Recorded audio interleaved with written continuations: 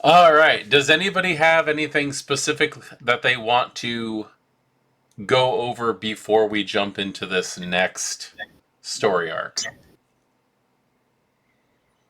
Um, the downtime thing that I submitted for both Mr. Prophet and Dr. Ford. Yes. Okay.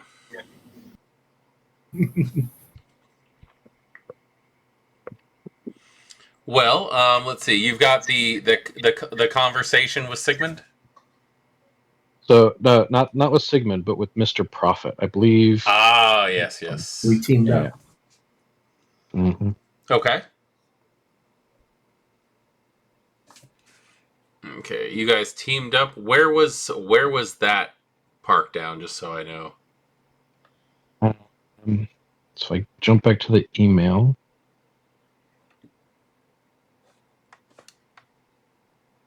So for downtime actions, yeah, it should just be number 2 on the list. So that email's on Friday. So number 2, Yeah, here you it got it? is. Yeah, here it is. Here it Okay. is. I'm a little slow. I got a jump start. Um, all right. So let's see. The joint efforts between Dr. Ford and Mr. Prophet. So you're trying to locate Mouse. Yeah. Let's see. Do you mind if I read these out loud, or is this to be Oh, kept? feel free. I'm not bothered. Okay. Unless Mr. Prophet's bothered. No. I don't. Okay. Okay. Let's see. Dr. Ford can provide the information provided to her by Mouse to identify by Omnis to identify locations that Mouse was most likely operating in, particularly to determine the order and patterns of Mouse was using to set up the receptors. Mr. Prophet can utilize his capacity to understand the movements and behaviors of people, particularly the to extrapolate Mouse most likely a course of direction or the location where he may be have been intercepted. Together, they will attempt to either locate or retrieve Mouse and determine his cause of death. Or determined. Oh yeah. All right. Let's see. Since the two of you guys were working together on that, let's go ahead and let's see. You're trying to locate. Okay. All right. So just to get this going, why don't let's see. I need to get a. This is so weird without story happening at first. I need an awareness or an investigation roll, intelligence plus investigation, from Dr. Ford to pick up on Mouse's patterns. Okay. That's 2 successes. I think I'm going to go ahead and just spend a willpower to see about increasing that. Okay.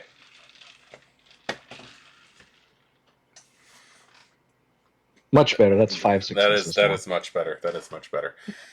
All right. You're going to be able to pick up on some of Mouse's intentional signs. There are a lot of places around the city where you're actually able to find a little chalk drawing that is just outside of where the rain might hit it. That looks like a small cartoon mouse with a fedora. Oh, gosh. Oh gosh. It's gone full mouse. Okay. Yeah. You can actually find that in various places all over. With that, I need Doctor. I always call you Doctor Prophet. I need Mister Prophet to roll a wits plus insight roll involving what Mouse has been doing.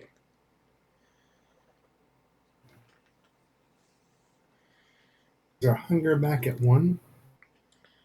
We're not going to take hunger into consideration. So yes, just keep it at a 1 for right now, unless you killed somebody. In which case, there's other things that should have been added to your wings. This. Okay, I think you're good. Okay, so the various places that Mouse has left these intentional pictographs are around the same areas that you're going to find heavy entity activity. And it seems like these several, like, the pictures themselves, although they're drawn in chalk, they're actually done with a fair amount of talent. There's a few of them that they seem very hastily done. And due to that, you can tell that Mouse has not been able to take as much time as he wants to put those little symbols everywhere. Let's see. And I guess give me a wits and awareness, both of you, just to fill in this information a little bit more. See if you can catch something else.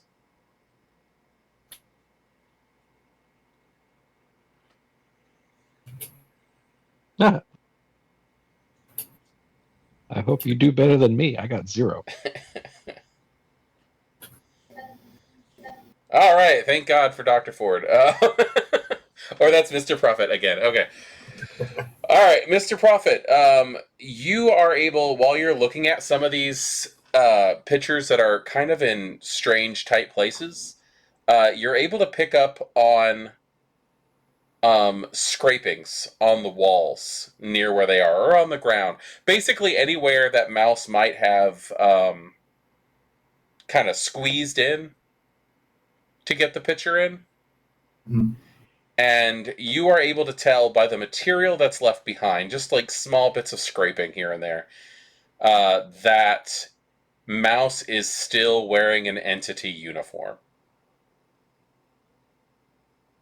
I'll communicate that to him.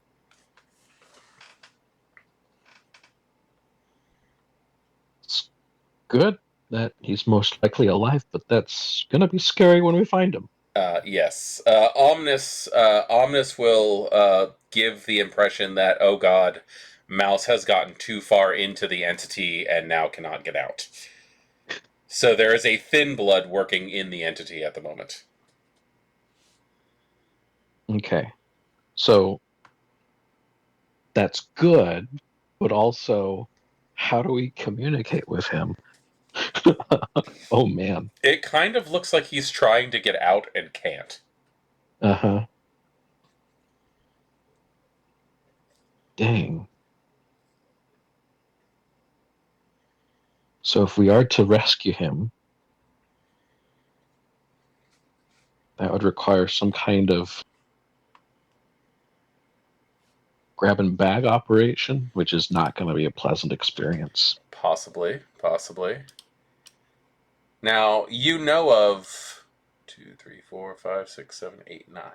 You know of 9 different locations that the SI seems to be rather heavy in the city. Hmm.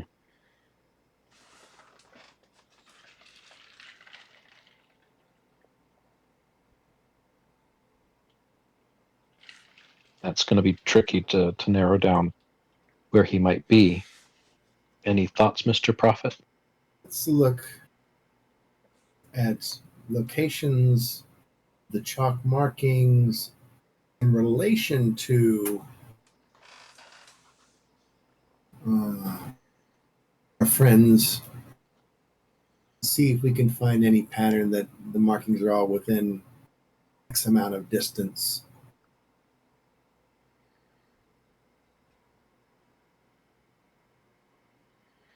Okay, well, let's see.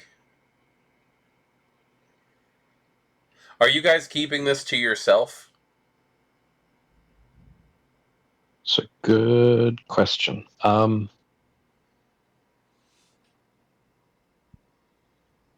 So I do know that Dr. Ford did mention to Mr. Prophet that mouse is a thin blood. And I don't know if we've had really a kind of the chance to talk about the place of thin bloods in the Camarilla and their usefulness and all this other wonderful stuff, or the opinions of like the rest of the court or even the coterie. So I Well, don't while would have gone. your time in Prague, you'll know that Omnis is happy working with at least Mouse.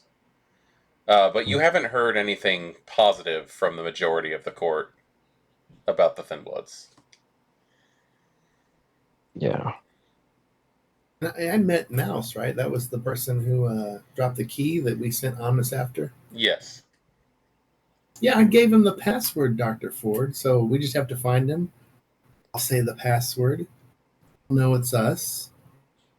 Oh, Yeah, he can investigate us or something. Some generic looking individuals lost. that's if we can figure out which one of the masked members of the entity are Mouse. How many of them do you think would? How do I say this? How many do you think we'd have to say the password to before something starts happening that isn't Mouse's retrieval? Why don't we leave the password in our own chalk pictogram, some kind of meet location?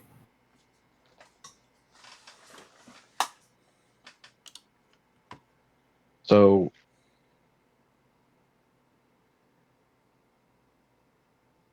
we're going to use a phone to put in the password so that way when he checks or is informed or somehow reviews our text messages, he knows who we are and where to go.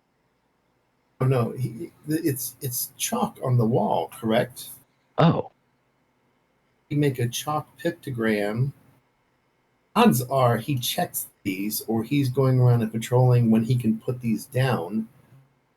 So he would notice,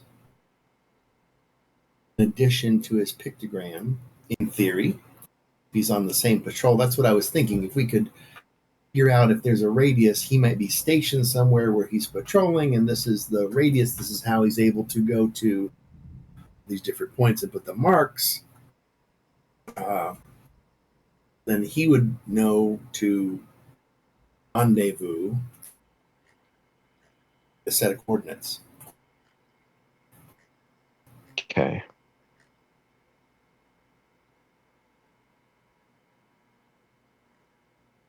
Yeah, that sounds like a good idea. Let's go ahead and do that. And we'll see if he's able to reveal himself. I'm not good at graffiti. That's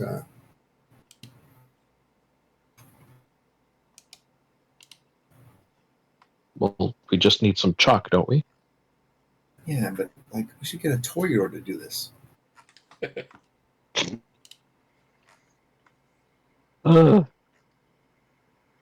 Emil is just tied up right with the Toyota privilege. I do not foresee getting any more of us entangled with rescuing a thin blood as a good idea.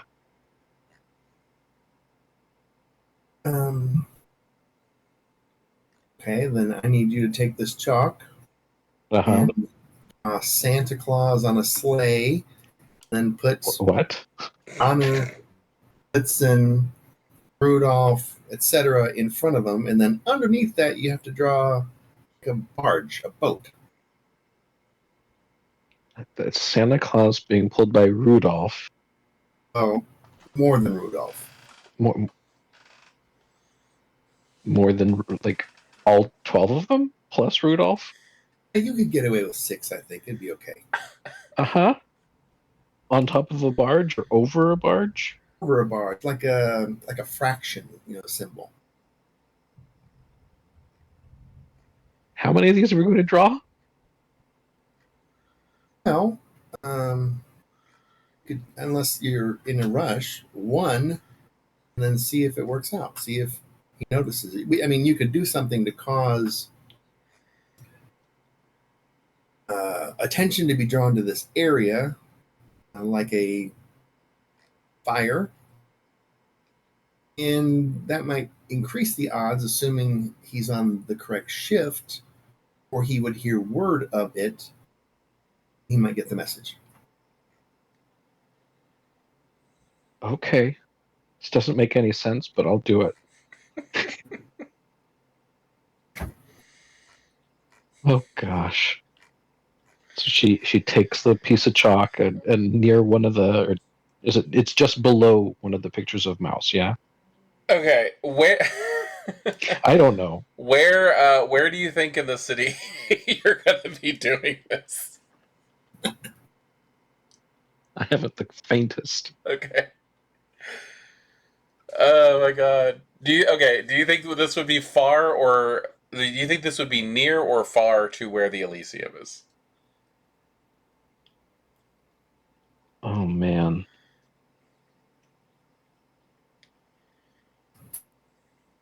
You'd probably go That's far.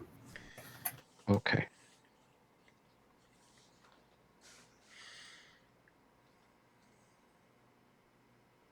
Omnis is probably watching us anyway.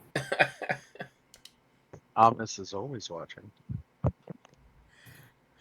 right, so Dr. Ford, Huh? I'm gonna need you.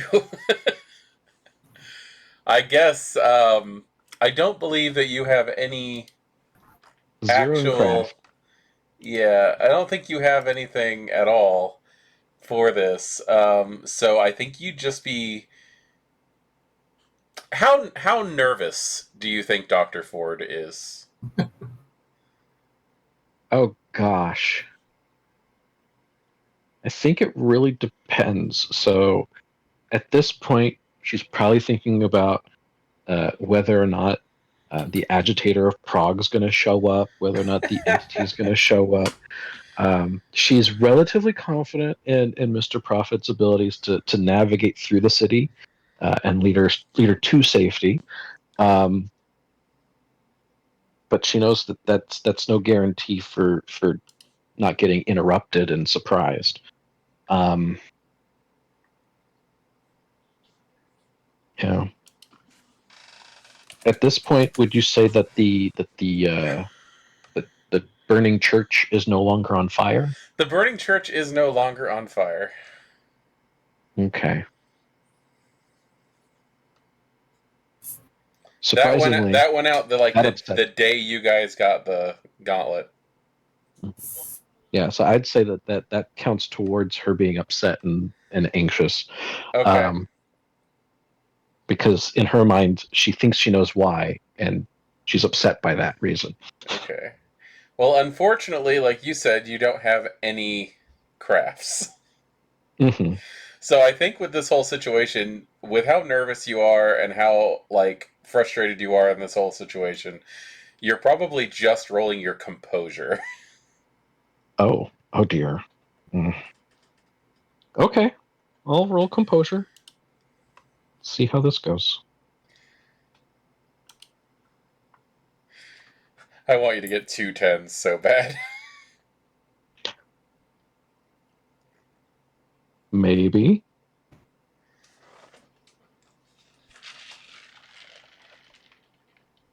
That's one success. Okay. I mean, it kind of looks like a mouse. It kind of looks like a reindeer. Like, Pulling Santa over a yeah, barge. if you like, It looks like an Eskimo.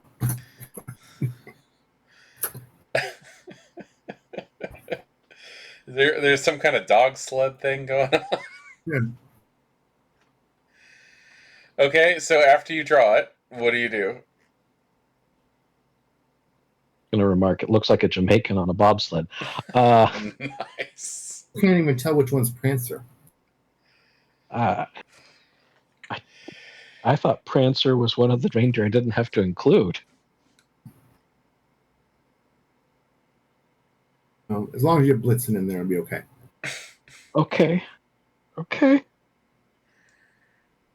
Well, so this is the passcode that you've arranged with Mouse? Yeah. Right. And so what part of the symbol tells them where to meet us?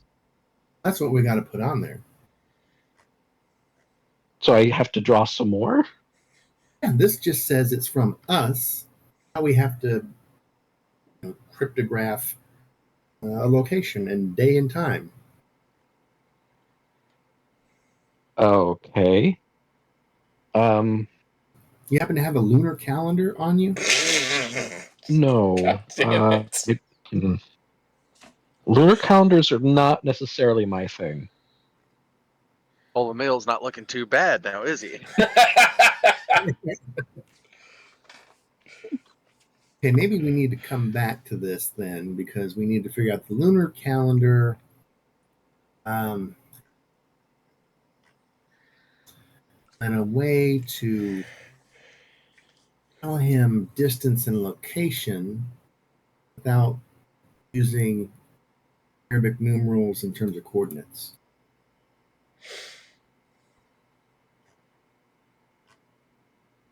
Okay. For a doctor, you should know stuff like this. This is still not not a doctor of cryptograms, okay? Okay, let's figure out what the heliacal rising of a star would be in the direction of the east, and then we can maybe use it that way. Just tell me what to draw. It's all you gotta do. I just need some instruments. She's gonna start rustling through her purse. I need a compass, protractor.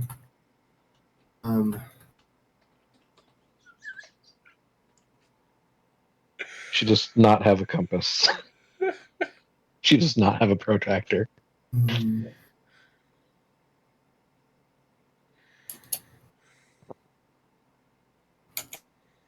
She was woefully unprepared for this. For this. I think Nobody could have prepared for this. I think everybody was unprepared for this. I'm just An gonna say abacus? I'm glad that she doesn't have a protractor because Mr. Prophet's mic cut out. So I heard I'm gonna need a compass. I'm gonna need a tractor. I heard tractor. That's what broke me. That's when I laughed. Yeah. I'm like, What about an abacus? You have an abacus? Definitely not. All right. You want to know what's in my purse? Here's what's in my purse. I think we all want to know what's in Dr. Ford's purse. All right. I got a handgun. I got a knife. I got my makeup kit. Some antiseptic wipes, gauze, scalpel, syringe, blood vial. Definitely not much, but still some. Some narcotic pills, you know? I got a Bible. Got some matches, lipsticks, key ring. Look, I've got blank keys. Do you want blank keys?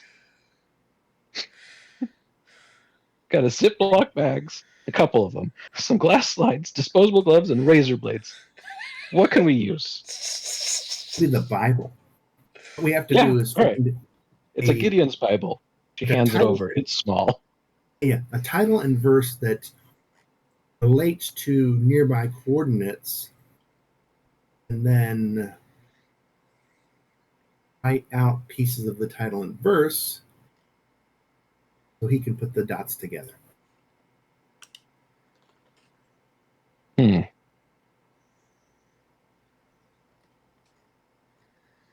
Okay. So we can look at, let's see here.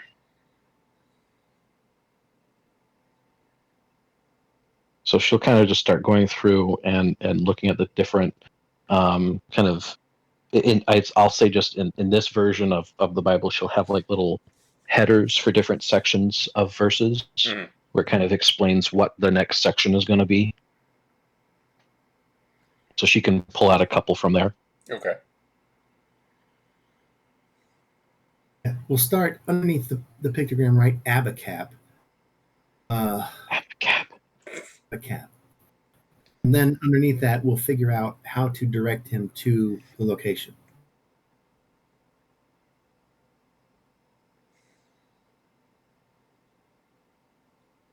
Okay. All right. So I guess she'll use the razor blades that she's got to cut pieces out of this Bible. Okay.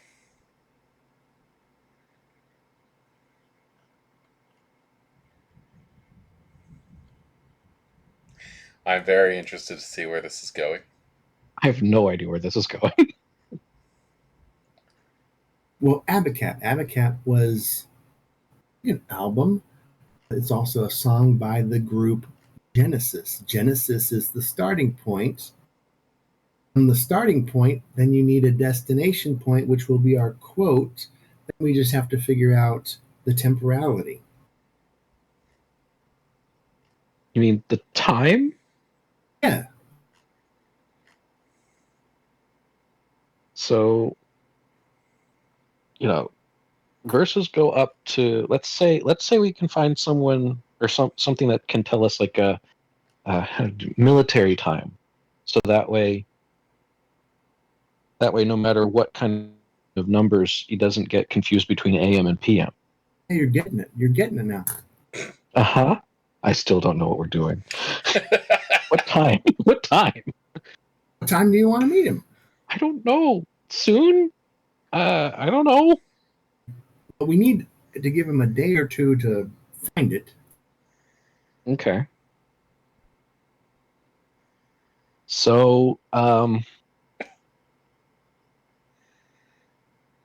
don't know. We need to give ourselves some time to not only get here, but also time to get away. How about the witching hour? Let's just do midnight or midnight plus 1 minute, so that I can actually get a verse out of that. So like a chapter 24, verse 1, something like that. That sound good? Sure. Yeah. So she'll find a book somewhere in the Bible that has 24 chapters, and she'll cut out the chapter and verse.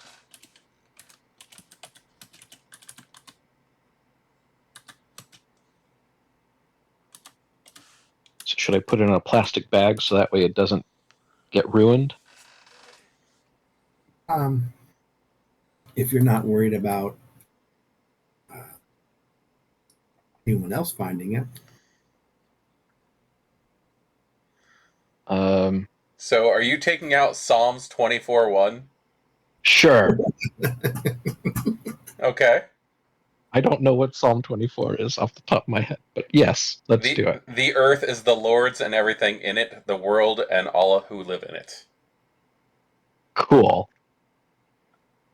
Sorry, I was brought up Catholic. It's still all pounded in there.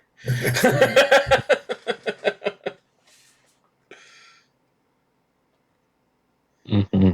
Okay. And then go back to Genesis, and if you want to meet him in 2 days, you snip that part out, or on the third day,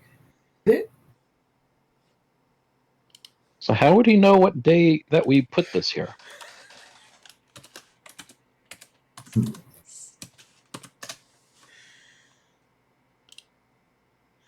Use the opening for Genesis, use an ellipsis, and then put the next quote. Okay. All right, let's do it. The Malkavian and Okay. the Tremere are about to accidentally summon a demon. Why the heck not? Angel. It's like oh gosh, it reminds me of the claymation movie where a bunch of kids who are like following on Mark Twain end up going into one of his short stories and like, oh, who are you? An angel. What's your name? Satan. Fuck.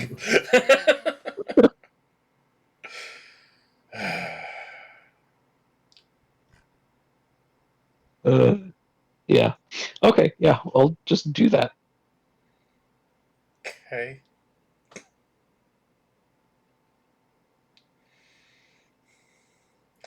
All right. So you drew your little Santa and Thing. reindeers over a barge, Mhm. and then you stuck Bible pages to it. I don't know what Is we're that what you sticking it did? in. Mr. Prophet, are we sticking it like into the brickwork, or what? How are we getting this attached? You have some adhesive or something? I'll say yes. Not like eyelash glue. Mm-hmm. Use that. Okay. So we'll stick it on there. Hopefully, no one sees it other than the target person who we need to see it. Hopefully, he understands what the heck this is, because this doesn't make any sense to me.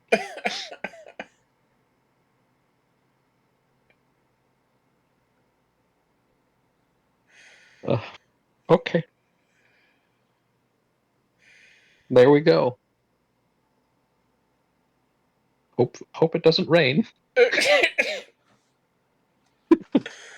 Okay, and you're checking back on this 2 days later? Is that what I heard? Oh, here at the bottom, we need to sign it. Oh my god. Why? What? Why do we have to sign it? I thought the R.I.P. Santa was our signature. Yeah, but that's the password. Okay. R.I.P. Let me see. Think about how we want to do this.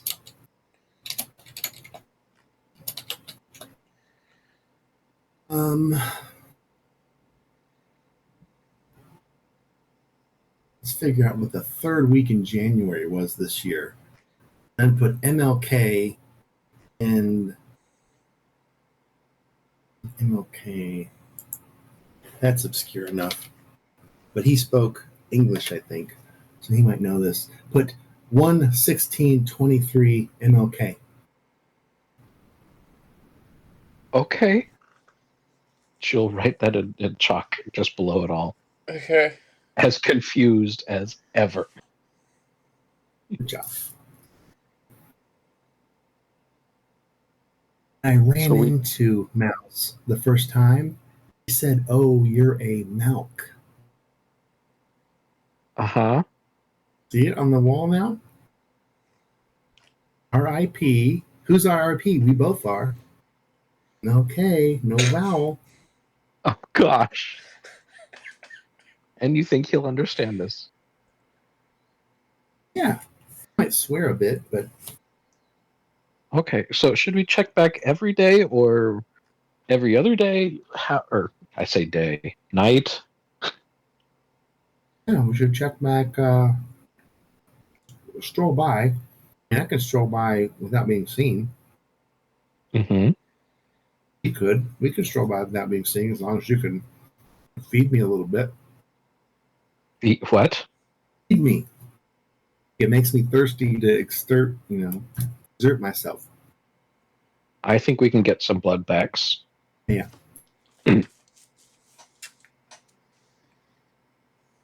Yeah, we good? I think so. I don't know. Happy is a strong word. Are you satisfied? That's still a strong word in this situation. I'm open to other ideas. I have no other ideas at this moment. Then be satisfied.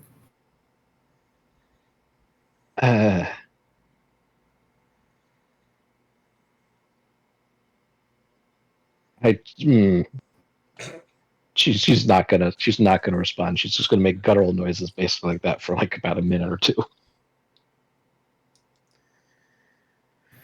And are you and Benny all good now? Oh, you're curious about that. Oh, so yeah, well, I'll tell you all about it, but first I want to know, where the heck did you go? Are you saying like graphically? So that all stuff happened, yeah? So we killed the ghost thing. He bit me. I nearly died. He nearly died by stabbing himself, which I was very grateful for in that moment. But then you were gone. Yeah. Yeah. I know it was a lot to take in. It was a lot to It was- take in. It was a lot. Did I somehow like reach out and touch your mind in all of that? I don't know. That's not really in my recollection. Okay. Yeah. Well, in all of it, I seem to have gained some. So nearly dying, I think, may have had an impact on me, or just the fact of seeing this crazy. Was that ghost Volkov, or was it someone protecting Volkov? Which one are you talking about? Because The one that like attacked me because someone said, "Oh, she's the one who disturbed the." Yeah. Are you guys just yeah. having this conversation in the street? Maybe we should go back to some. I'm cool. I'm cool with it. I'm just wondering if you are. Maybe we should go talk about this because there's some things I don't understand, and I don't want to. I don't want to escalate here. Oh, okay. Yeah, that's not a bad idea. Escalate somewhere else. Mm-hmm. Yeah.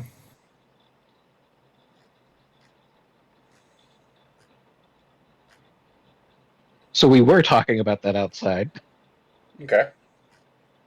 Yeah. So, are you guys heading back to the Elysium, or? Sure, we'll go back to Elysium, and you're starting to break up a bit. Oh, am I? I'm sorry. It's good now. Okay. Is Benny around? Where's Benny?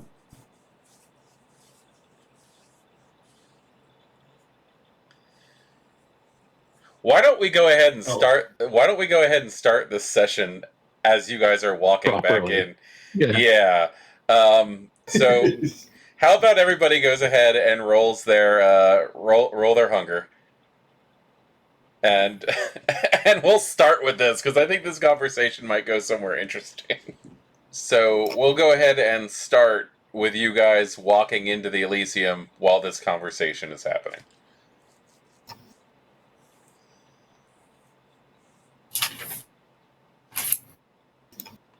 So she's basically saying, do you think that was Volkov, or do you think that was a ghost protecting Volkov?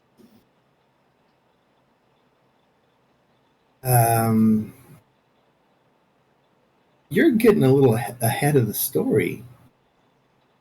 Ahead? Yeah. That was it's dead. Like whatever it was, it's gone now. It's behind us. What do you mean behind us? Like that was like some time ago in the past. Oh, not behind us. Like here. Here. What? You're saying behind us. I don't like things behind us. Well, chronologically speaking, not physically. Okay. Yeah, because I'm having like this dilemma, Dr. Ford. Uh-huh. Like,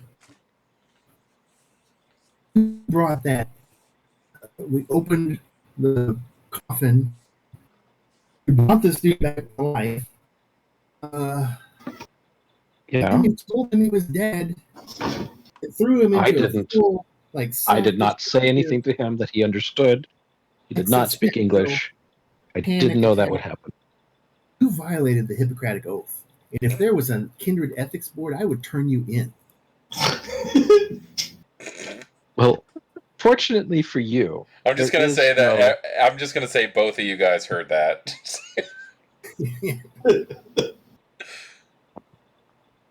Fortunately for you, there is no kindred board of ethics. Because what you just put me through. But I put you through. Yes, Oh, that let's was a kind of rewind. torture.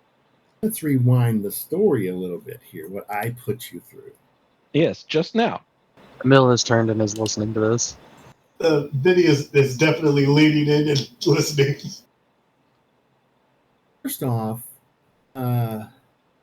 you lock this dude back in his coffin, and he's in full panic mode. Then whatever this thing, I don't know, Count Vola, he looks like Frankenberry to me with a great sword. Frankenberry shows up, right? Benny freaks out. Benny is about to suck you dry like a fat kid on a Capri Sun when it's 100 degrees out. Mhm. At that, I do snort and laugh. Emil's also laughing, but he started laughing at the suck you dry part. I'm gonna have to mute myself. So And I it's going did faster. not close the thing up. It was It's not going- me who closed it back up. Oh, okay. So Actually, that was me. yeah. So Benny's freaking out. Mhm. I lure him away, right? So he gets off of you. He goes in. I slip out. I don't know what he's doing in the room. He's freaking out. I come back. Frankenberry's over you with the fucking sword. I give him the Bohemian Rhapsody. Put a gun against his head. Pull the trigger. Now he's dead. Mama, bang! Like, you're freaking out. He I don't know if he disintegrates or whatever, and I'm supposed to act like that's not traumatic. I didn't say that you're not supposed to act like that's not traumatic. It was a lot. I just want to know where you went. You wonder why people don't trust the warlocks. That's why. Wow. Vinny nearly Oh. falls out of his chair. Sorry. I had to go to a spot of sanctuary so I could get my head back together. You're lucky, and he's a hero. He stabbed himself because I don't think I could have done it again. Mm-hmm. So I just want to know if you and Benny are okay. We're fine, Prophet. Yes. We had a heart to heart. Because I had to like invent my own little safe room. Did you invent it down there in the tunnels? It's somewhere in the dark. Okay. Mm.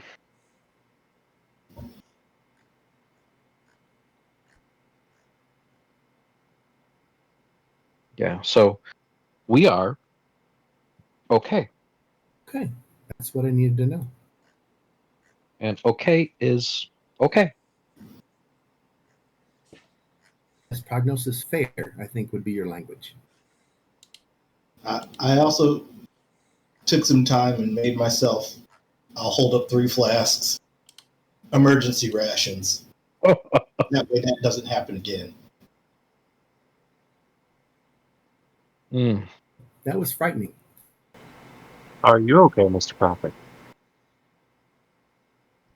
I'm not any more disturbed than normal.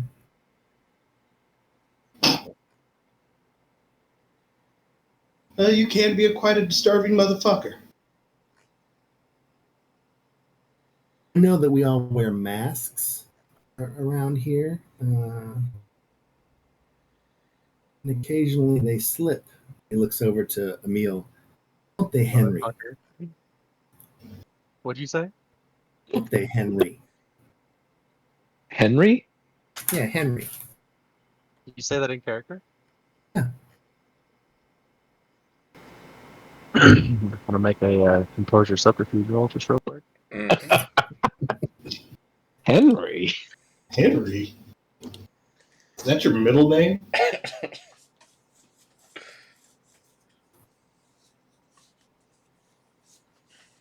For once, Emil is silent? Hold on, I'm making a roll. 3 successes. So you say sometimes we all wear masks and sometimes they slip, and you look over at Emil and say, Henry? Hmm? Excuse me?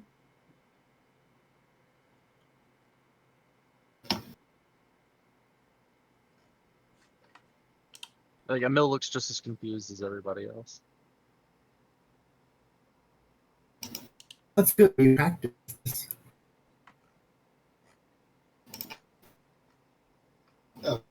I'm confused. Darling, so am I.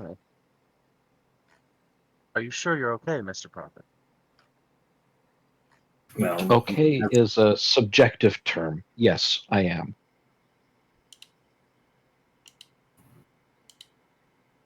uh, Prophet, who do you think Henry is? He, he points at Emil. Darling, I can show you my ID. My name is Emil Winters. Yeah. I Look, don't know if you I all know can me. look. I can make those. I can make those in my free time. Really? Ooh.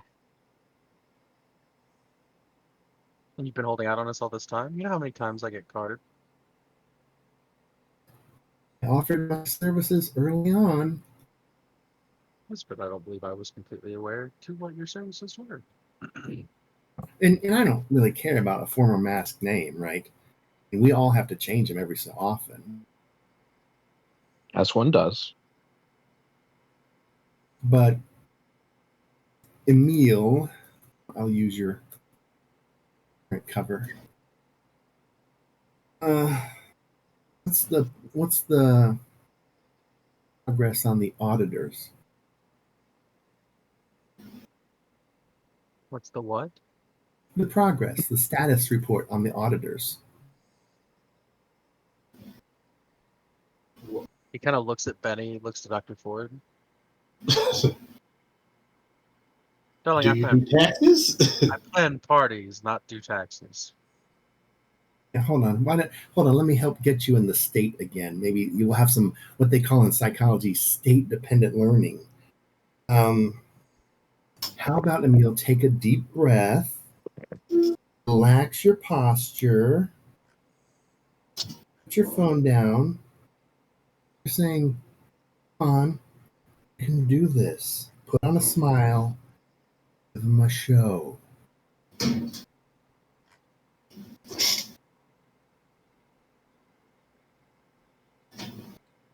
Emil has a look of confusion,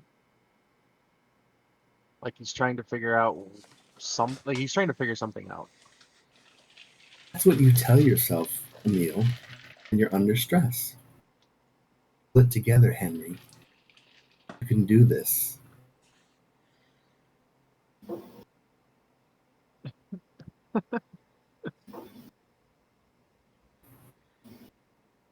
I just want to know if you're working for Lucinda or not. I mean, why not just be honest about it? Oh.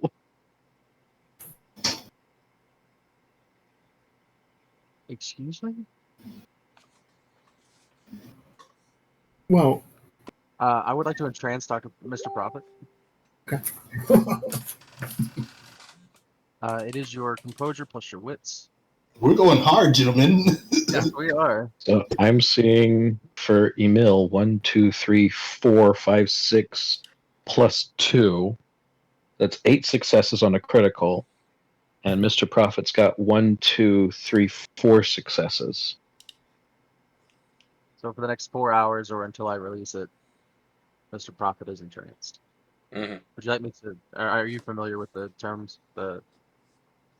Run me past them. Yeah. Okay. Basically, what's going to end up happening here is Mr. Prophet, after saying all this stuff about Emil, you are entirely impressed by the illusion that he has built up around himself. Mhm. And now there's just like this amazing celebrity status attached to this Toreador, and you do not want to anger them because you want to stay on their good side. Mr. Prophet, I'm terribly confused and most certainly worried about your state of being. Perhaps you're a little more shaken up than you thought you were. So I don't think anyone here knows what you're talking about. No, I think you're right. I admire you. I've never seen anyone hold a mask this well, really. I want Darling, to I recruit am. you.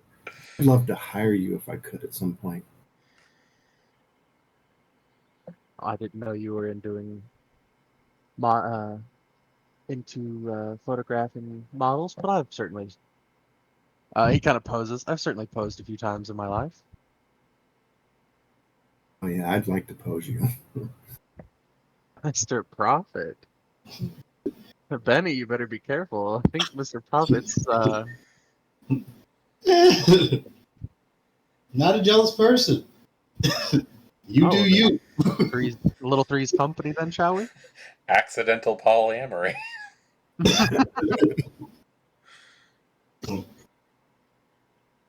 Well, You do intrigue me. I won't lie. Mr. Prophet, what is this? Is this? Are you okay? Prophet. You shouldn't worry about me. I Oh, wouldn't want you to be burdened by my presence. Prophet, are you okay? I feel kind of dreamy. Calm for once. Oh, that's weird. he's certainly not. He's certainly not well.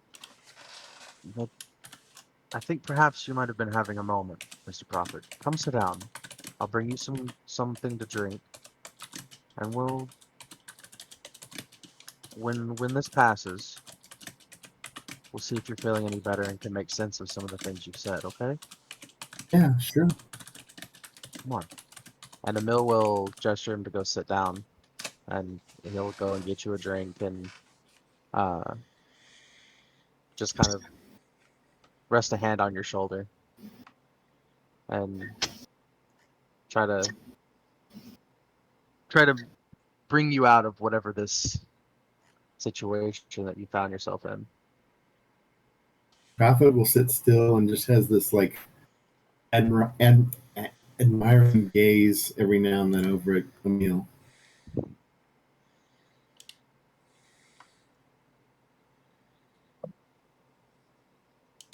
So Dr. Ford is just kind of flabbergasted at this turn in Mr. Prophet's behavior. Just kind of like, what the flip? Yeah, Emil is gonna try to, after getting Mr. Prophet set down and kind of calming him down a little, kind of step to the side to the other two. What in the world was that about?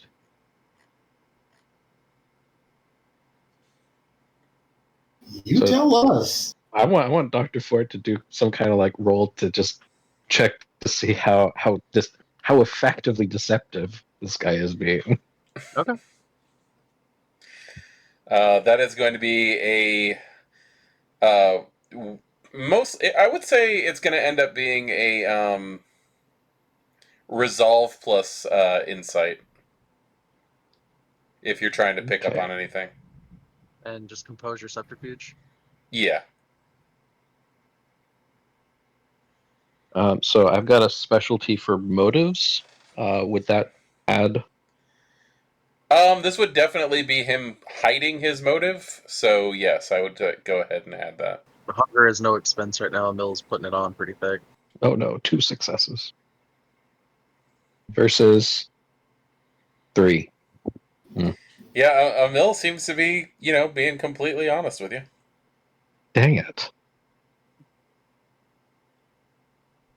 And Well, you know what, Dr. Ford, Mr. Prophet was acting really weird in the street with that whole, like, drawing a he reindeer was. thing. Maybe he didn't Yeah. come out of that tunnel okay. Malkavians are fragile. Mm-hmm. I'm not particularly They are. what he's on about. I thought I had a grasp on everything that had happened down there, but I think some Mr. Prophet's taking it a lot harder than either of you are.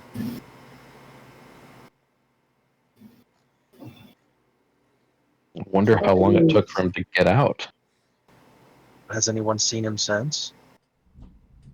No. Jessica, correct me if I'm wrong, but it's been a month since that happened, right? Things weigh on Prophet differently. Well, I believe me, I'm not ignorant to that. I understand the condition of his plan, but genuinely worried. With him acting out of sorts, did you influence him? I'll look down. Influence him? What do you mean? Influence? Gifts? No, Mr. Prophet is. Listen, first of all, my charm is more than enough naturally to have to do anything supernaturally. And second of all, Hey, I don't doubt your charm. I'll smile. and secondly, I wouldn't put Mr. Prophet through that. He's already quite fragile as it is. That particular gift, it can leave scars, mental. I don't think it would be wise to put Mr. Prophet through that. All right. Attempting to see through the bullshit? Okay. Make another rouse check. Yep, same thing. It's going to be resolve plus your insight versus your composure plus your subterfuge.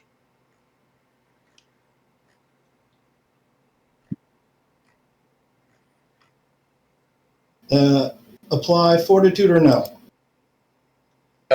You have unswayable mind? Yes. Then yes, you apply your fortitude. Oh, Because he's trying to sway your opinion in one way or the other.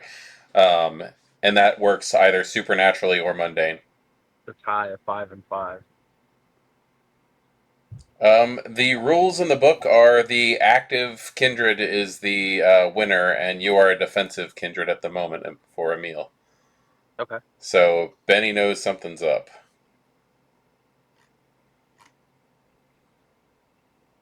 Interesting. What were you, Dr. Ford, what were you two arguing about when you came in here?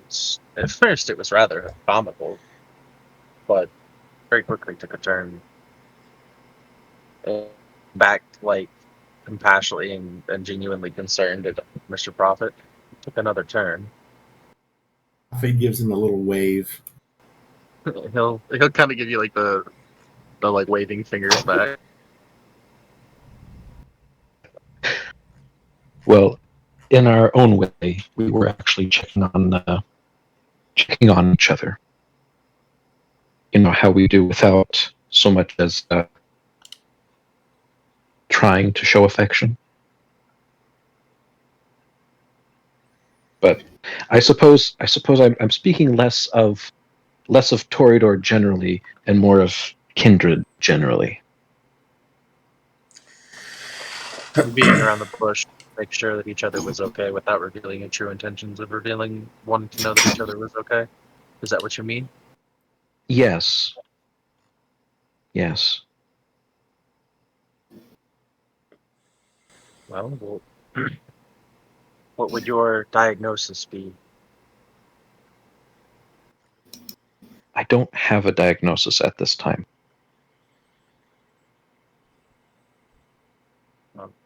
I've asked you this before, but I'll ask it again since some time has passed. Are you okay? Perhaps I don't have a diagnosis for that either. Understandable.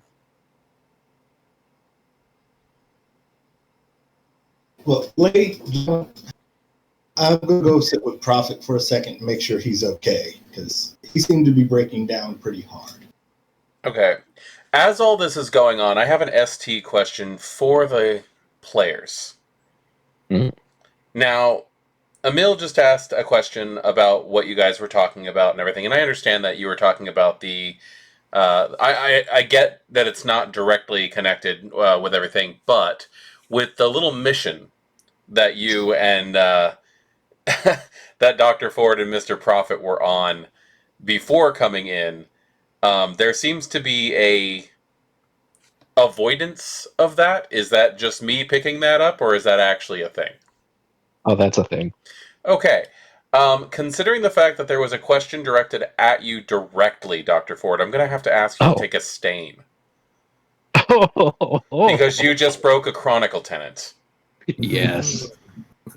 Yes. Because it says always share intel of the current mission with your coterie. Mm-hmm. So yes, please take a stain. We'll be addressing that at the end of the game. Again.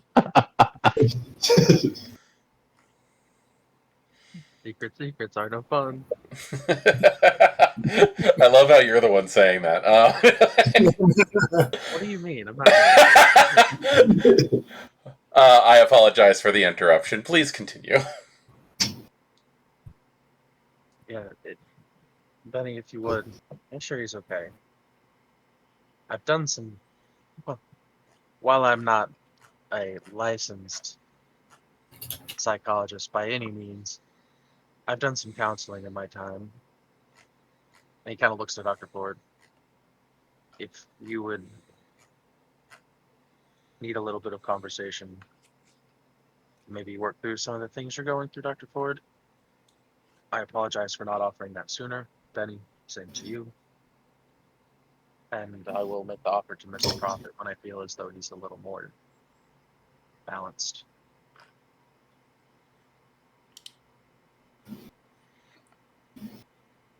Prophet, Yeah, Benny, what? you want to go up to the room, talk about a few things really fast? I kind of want to stay here. I know, but, I got a few questions that I don't think you want the others to know. If it's okay with the meal. Emil, Yeah. Prophet and I are going up to the room. Okay. Is this my invitation? Not yet. Don't jump ahead of yourself. Don't tease a guy. Jeez.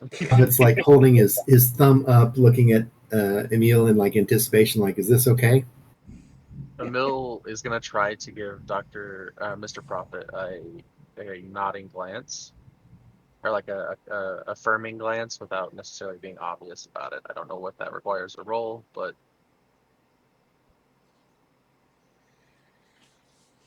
I'm sorry, what was the question? Mr. Prophet was like looking for Emil for affirmation that it was okay that he goes. Yeah. And I was gonna try to give him like a slight nod or like a yes glance, like a glance that says it's fine, go on. Okay. Yeah, there's no need for you to roll for that. Okay. And we'll be back soon, I'm sure. Just be careful. And I'll kind of like, as Mr. Prophet kind of turns, I just kind of flag Benny and be like, and just kind of mouth the words, "Watch him carefully." I'll nod back at him.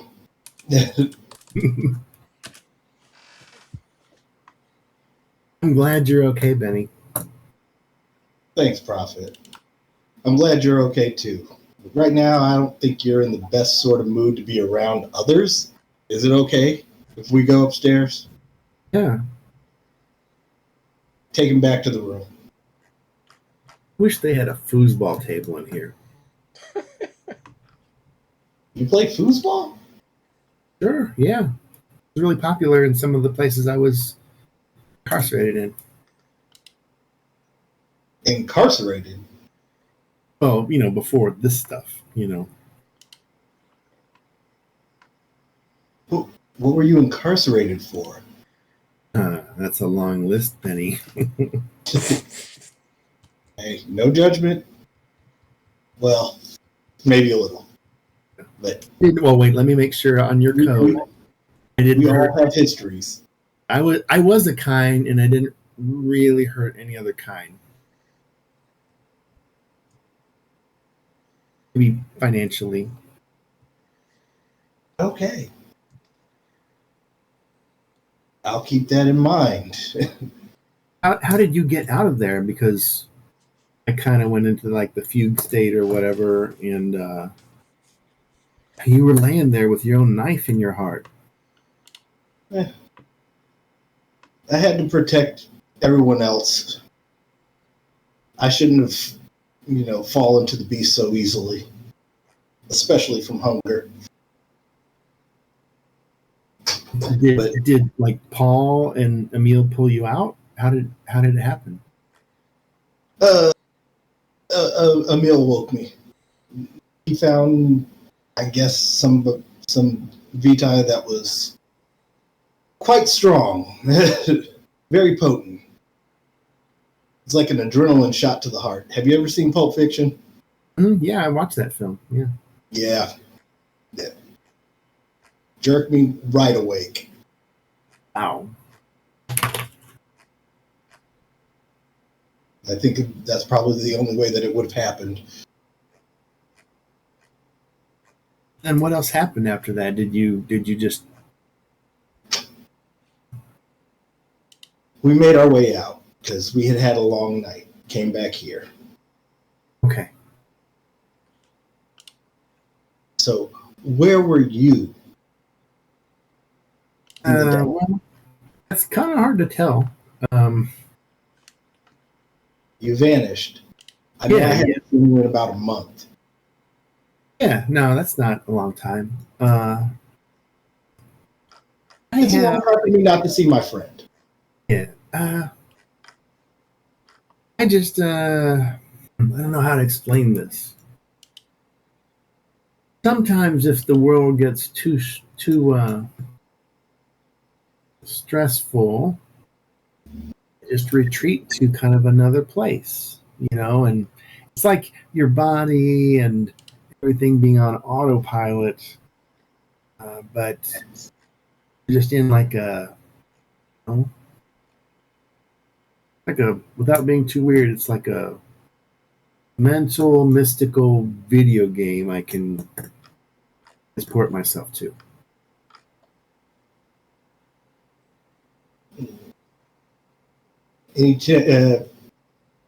Can I tell if he's lying? Doing that is going to be yet another resolve insight. My pool is what? Something subterfuge? Yours is composure subterfuge if you're trying not to be noticed. 5 to 2? Yeah.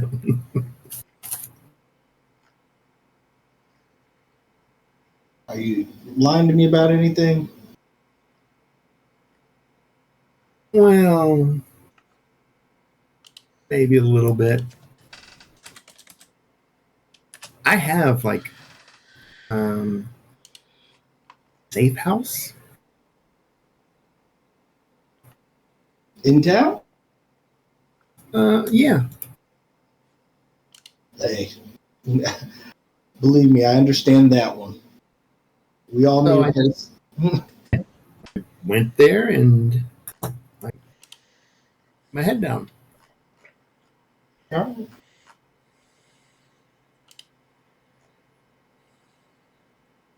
Well,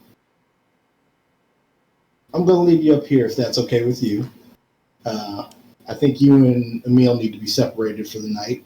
I'm sensing a little tension there. Oh, there's no tension at all. I'm really like Benny. Listen, Emil is one of the. I think he'd be a great spy. He's a great spy. James Bond was never a great spy because everyone knew his name and what he looked like. Emil, amazing.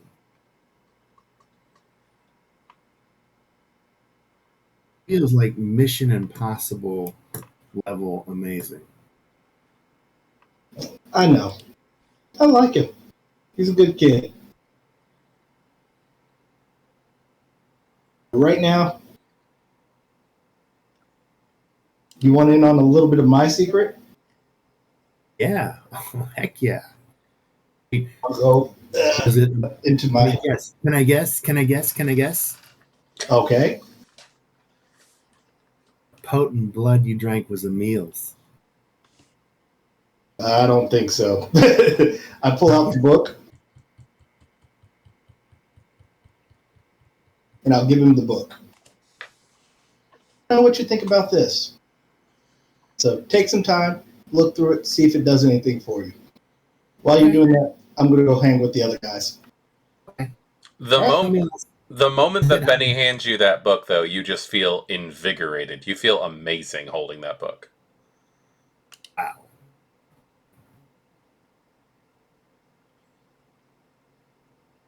All right. That's our secret. Yeah, no, I won't make copies. All right. I'll turn, walk, head back down to join Dr. Ford and Emil. While they're gone. So, Oh, go ahead. Well, go ahead. I think we were both thinking of doing something or talking while they were gone. Yeah. Emil was just gonna wait for them to leave and go. Dr. Ford, are you okay? Speaking candidly.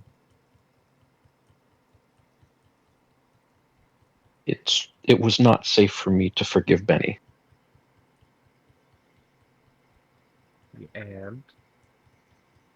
And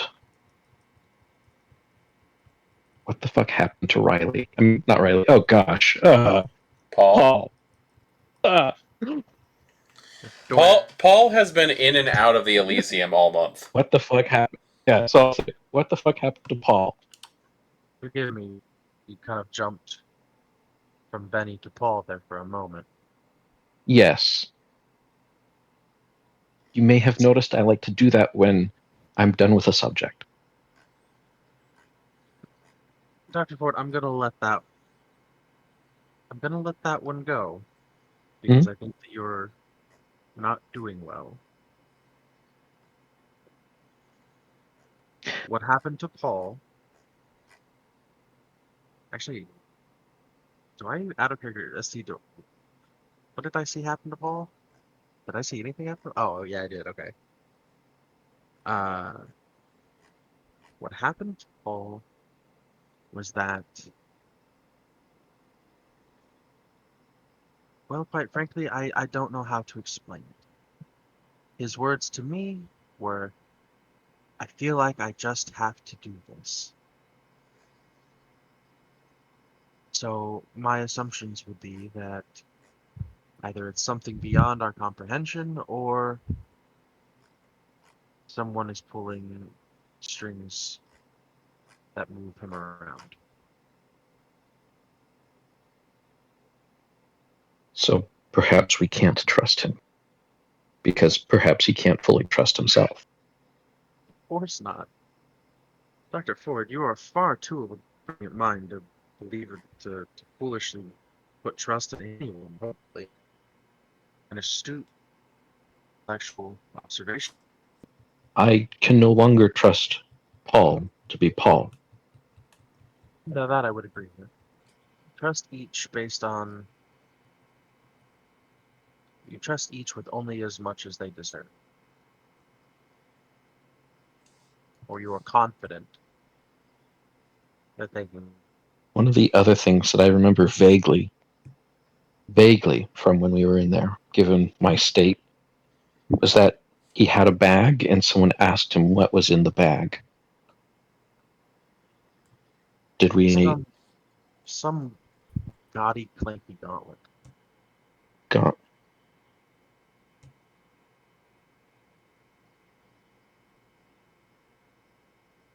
Gauntlet?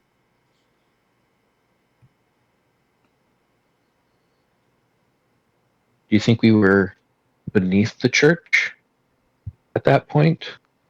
And that room was growing increasingly warm.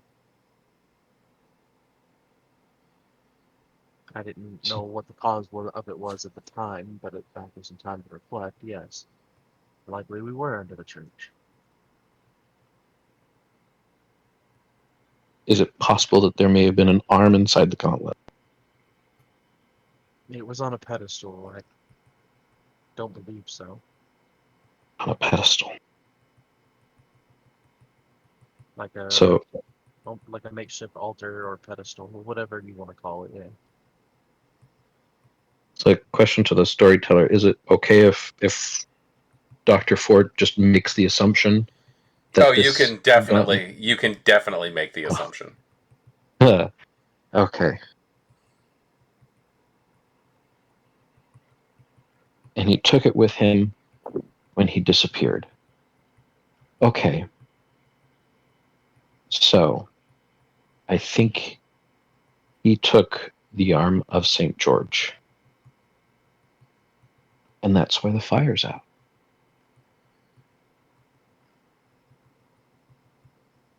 But he didn't know why he was taking it.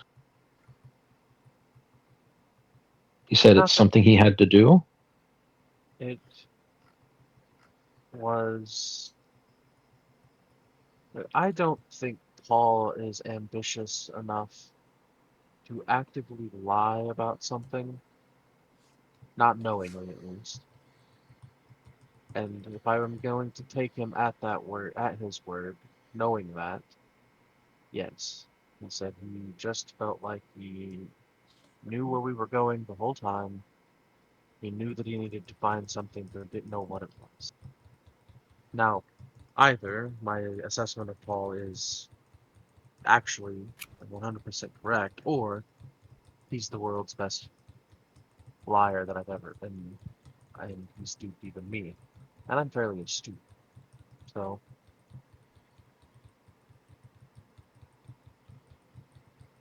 take that for what you will. Dr. Ford's just kind of taking that moment to just think about it all, because this is a lot for her to process. He's gonna step aside and grab you a glass of wine and bring it to you. Wine or blood?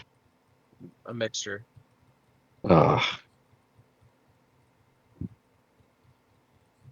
She'll drink it. She'll be kind of disappointed, but she'll drink it. Is this not what you want? I can, if you prefer something else, I can. The bar's right there. It's whatever.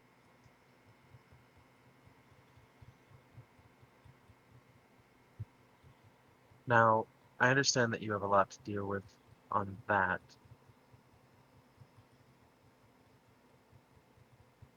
But So you're looking to change the subject as well? I'm simply going back to something you already stated before you flippantly moved on. It's dangerous for you to forgive Benny. Have you forgiven him? It wasn't of his own decision to attack me. True. But for all intents and purposes, I've forgiven him. And that in of itself is dangerous for me. Because of your plan. She'll just kind of raise her hands like, you guessed it. I imagine by this point, Benny's probably coming back downstairs. Yeah, I think that's actually very good within time. eyesight.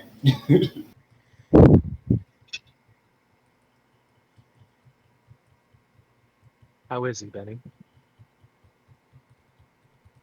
He's good. He's up reading a book. Good.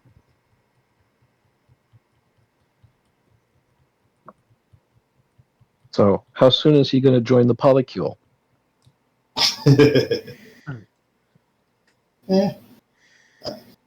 It seems to be up to a meal. Up to me. You're the object of his infatuation, not me.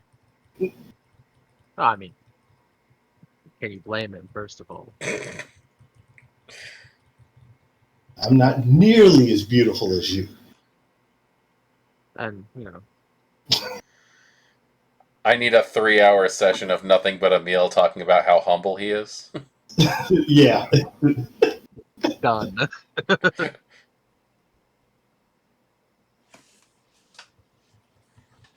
So, what were you guys up to while I was helping him? Just conversing with Dr. Ford, making sure that she was okay, and then I'll ask you the same question. Are you okay? I am myself again. Falling to the temptations of the beast is not something I'd like to repeat. For any of us, really, if we can at all Yes. ensure that, that'd be lovely. I tend to avoid situations that would put me in danger of doing so. Why do I not believe you? I mean, you don't have to believe me, but it's true. I don't particularly like. You hang around us. Well, that's more circumstance and necessity, but I, if we're going to go down this conversation of how each of us deal with our own beasts, I tend to satiate every need it has up until a point, and I don't question. I tend to just avoid questioning or getting caught up on the moral quandary of doing so up until said point. Then I attempt to avoid that. I have my code. That's how I maintain mine. But when it comes to hunger, you know, we all get hungry, don't we? Feed regularly, and you find yourself in less of a situation of that hunger taking and getting the better of you. Some of us don't have that option. And some of us have qualms. Given my background and profession, and as Mr. Prophet pointed out at one point, a Hippocratic oath as well, I've often tried to cause as little harm as possible, except for when harm is inevitable.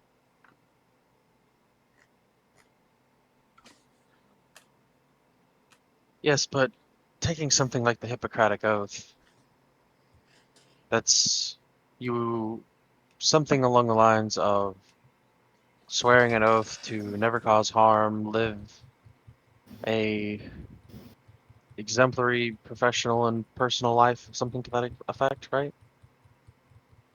It's an oath of ethics that so long as you shall live, you shall do no harm. Mm-hmm. You are no longer living. You've lived, you have fulfilled your oath, assuming you didn't break it before your death. Ha. As I said, it's more of a qualm. Let's see.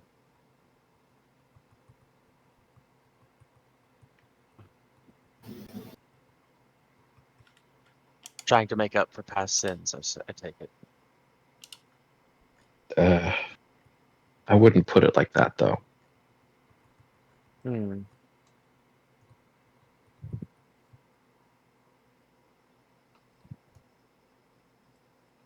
Well, My father was a religious man. He was not a very good person. But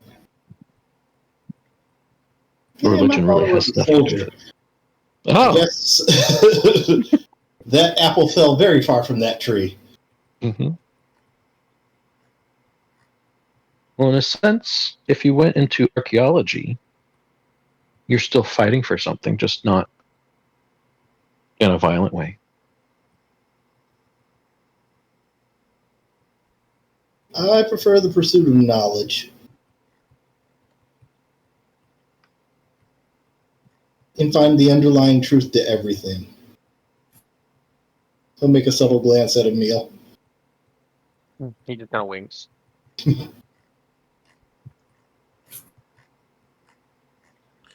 And I prefer to make the best of every opportunity given in the life we lead.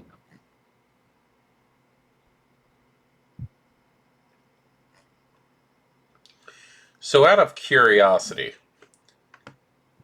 how's Mr. Prophet doing upstairs with that book? He's is it a book I can actually read and learn from? Not at all. It's a book that is incredibly old. It seems to be leather bound. If you would like, Leather bound. yeah, leather bound in quotation marks. If you want to do a wits plus medicine roll, which unfortunately you don't have any medicine, but you do have quite the bit of wits. If you would like to do a wits plus medicine roll, you can probably figure out what this book is actually made out of. 3. 3 successes. You're not 100% sure on the cover, but the pages themselves are like a thickish vellum. It kind of feels like old skin, and the ink is definitely blood. Oh, It's just filled with so many strange symbols. hold on a second. The front of the cover has that circle of skulls. Let me.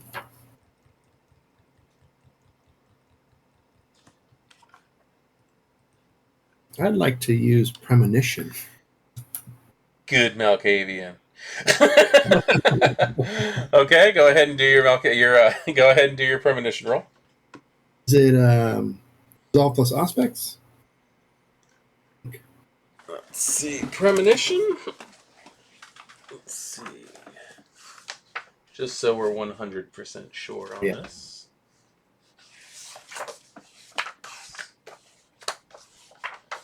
There we go.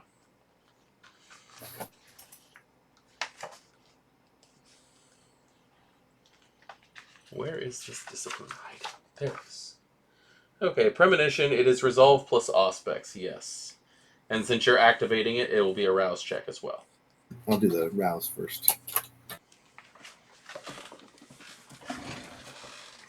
Hungrier? You get hungrier. You can re-roll that. Yes, you can. I believe you have the blood potency to do that. And the book itself. Oh, that's absolutely true. Yeah, no, the book itself is going to give you a reroll. You're still hungrier.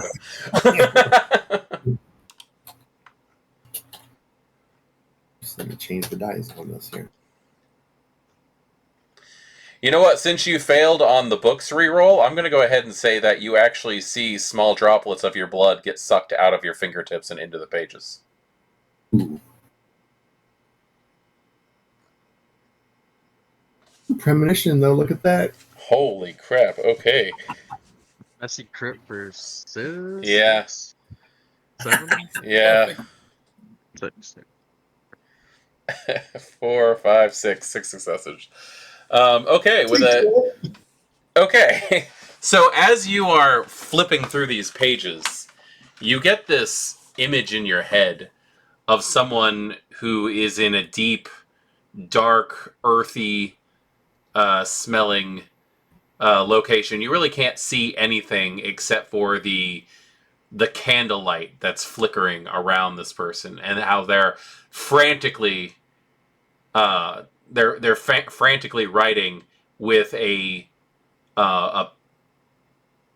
writing with a pen, and I'm saying that in heavy quotation marks, a pen, which actually seems to be a finger bone that has been fused into a straight piece of bone that they're stabbing into their own arm repeatedly to fill it with blood to use as ink to write this book.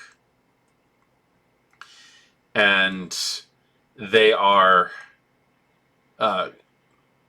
frantically chanting to themselves as they are writing the book. And there's just this feeling of familiarity with the individual who's writing. You see long, messed up, unkempt hair. It is definitely male. He is nude, sitting on a bench with this book in his lap as he's rocking back and forth and writing on it. And let's see. Give me a. Let me see if I have something for you. Give me an intelligence plus insight, and you can add your aspects to it. Is that a 2? That is 2 successes. 2, yeah. 2 successes. Unfortunately, you're really not going to get much from this individual, except for as he's rocking back and forth, you can tell that he's getting weaker and weaker as he writes this book. And what he is chanting, you are going to be able to decipher as him saying, "Just keep working, Anatole. Just keep working." And that is your vision. Okay.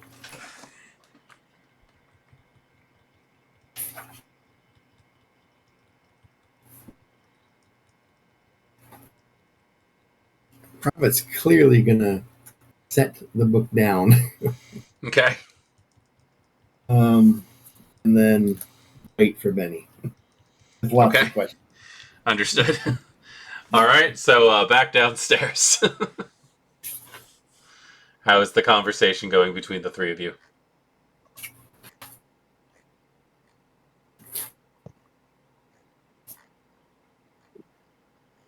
I was thinking maybe Dr. Ford could try to turn it to court politics about who may or may not be the next prince, whether or not anyone's claimed Praxis since the fire's turned off. It's still pretty. It's still pretty set that. Wow, names. Yeah. Yes, M. it's still pretty. It's still pretty set that that M is keeping it. But there's still like quite a bit of a resistance from Kirill. Everybody else seems to be supporting her, though. Did the documentation ever like resurface? The documentation, I might have asked this already, but I just there's want to know. some rumors going back and forth a little bit about it, about how like your coterie was responsible for finding a letter that was basically proof that she was going to be prince. Okay. But it's rumor. Well, Considering the of fact that nobody has really acted on giving you any kind of reward or anything for reclaiming it, it's hearsay. Yeah. Well, Dr. Ford, to answer your question, I haven't really had the time or opportunity to speak with Maya in regards to that, but my understanding, things are as they were, unchanged. M sits at the top, Thrill violently thrashes against that, and everyone else seems to just be trying to fall back into a simple rhythm of normality, given our situation. Yeah, I have been out of the loop given everything that's been happening as far as the night-to-night events with the court. I'm actually a little surprised that you haven't been spending much time with Maya to keep yourself apprised. Maya and I have a understanding. We both have circles of information that move about. Sometimes they intersect. Usually when that happens, it's the two of us having conversation about it, but I've been preoccupied over the last month. Took a much needed mini vacation. Even I can get a little dull with the politics. You took a vacation? Well, not really, but to the best of my ability. Not far you can go. Yeah. Call it a staycation. I took some time away from the court. But now that you bring it up, I am rather curious. I will go poke the nest and see what I can find. I'll be right back. And Emil will leave. Ford, we retire up to the room. I don't want Prophet alone with that good book. The book? Too long. The book? All right. It seemed like a good way of occupying his mind, possibly driving anything put there out. Okay. Dr. Ford sounded Sure. like she was going to go, but he'll draw on it with crayon. No! You left the toddler with the book. Just kind of the idea of handing the book to a Malkavian, or anyone for that matter, and just leaving the room is kind of beyond her. Well, this is going to be very awkward if you guys also leave the room that we were standing here talking in. Why, you're going to come back and it's going to be empty? No, I was going to talk to Mr. Prophet. Oh! Awesome. All right, so Emil leaves, and you head towards Mr. Prophet, and about 2 minutes into that, you guys can walk into. Amazing. Okay, Emil so yeah. comes through the door. Mr. Prophet, how are we doing? It's good to see you.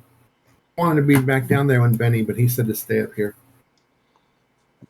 The leather-bound book with the Nodus skulls is laying off to a table next to Mr. Prophet.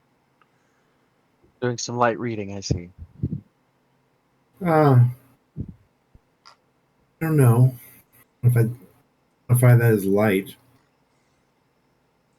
Emil kind of sits down across from you. Let's talk about that little outburst. Which one? Rambling on about Henry and Lucinde and... Oh, yeah. What? Keep your secret. Don't worry. Will you keep my secret? What makes you think this is my secret? Because you were whispering it into the phone. Well, you weren't whispering, really. You just didn't realize I was listening to you. I see. Well, Mr. Prophet? Yeah.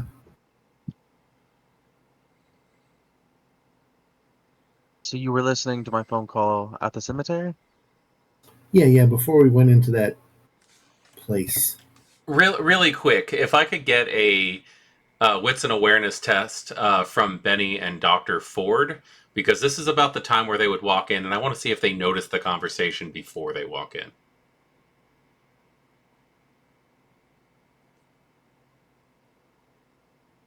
And I have a quick question. The wine/blood glass, was that enough to slake one hunger that Dr. Ford had earlier? Not really. It's just kind of takes the edge off. All right. Okay. It looks like Dr. Ford has 2. And Benny has looks like he has 3. 3. Benny is going to notice they're having a conversation before you guys walk in. So it's up to Benny on how this is going to react. I don't want to metagame this, so I'll leave it to your judgment call on this. This is particularly sensitive information as far as Emil is concerned. Yes. Would he have a chance to notice Like being on alert with what he's saying and speaking rather low, would he be able to notice anyone eavesdropping? Let's figure out what Benny does real quick. Okay. And then if so, I will allow you to do I will allow you to do a wits and awareness as well. Okay. I like I said, I didn't want to metagame anything. Yeah, no. You definitely have the right to defend. I kind of jumped the gun to not knowing what Benny was going to do. Yeah. So, what's Benny gonna do now that he is gonna notice that he's in there before they arrive? First off, he's going to unmute himself. That helps. It helps. So, yeah, I'll put my hand up to stop Dr. Ford and begin listening. Okay, then yes, Emil can definitely have a wits and awareness to know if he's being observed.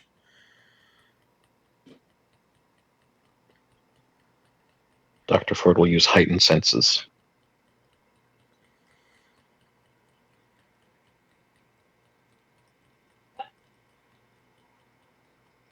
Would Auspex come into play any on this?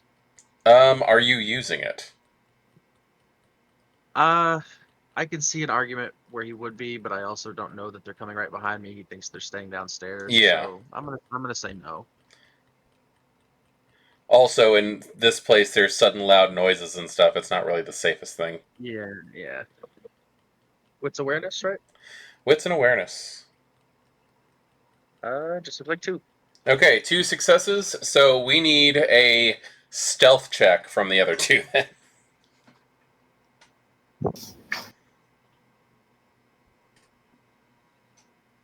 I'm going to activate Silence of Death. Okay. I was about to say. So I can imagine.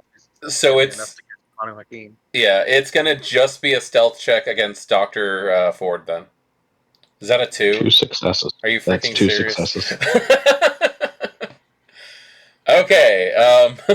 I would say they're the active kindred in this scenario, just off the fact that they're the ones trying to not be noticed. Okay, then you are not going to. You're not going to notice that they're listening in. Okay. So Dr. Ford and Benny can hear this conversation starting from the graveyard. You overheard my phone call at the graveyard. That wasn't really hard, but yes. Well then. Congratulations, Mr. Prophet. My secret is now your secret.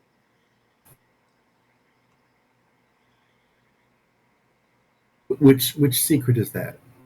The secret that as of this moment, with the authority that I possess within the Camarilla, I'm naming you an auditor. An auditor?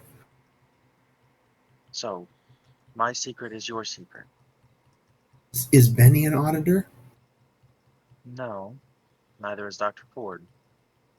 I was waiting to name any of my associates until I knew that they could be trusted to do so.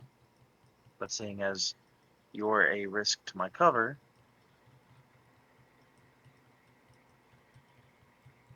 I'm putting you in a position where you blow my cover, you then blow your cover. And with this position comes a great number of enemies who would love to say they put an auditor and an Alistair to death.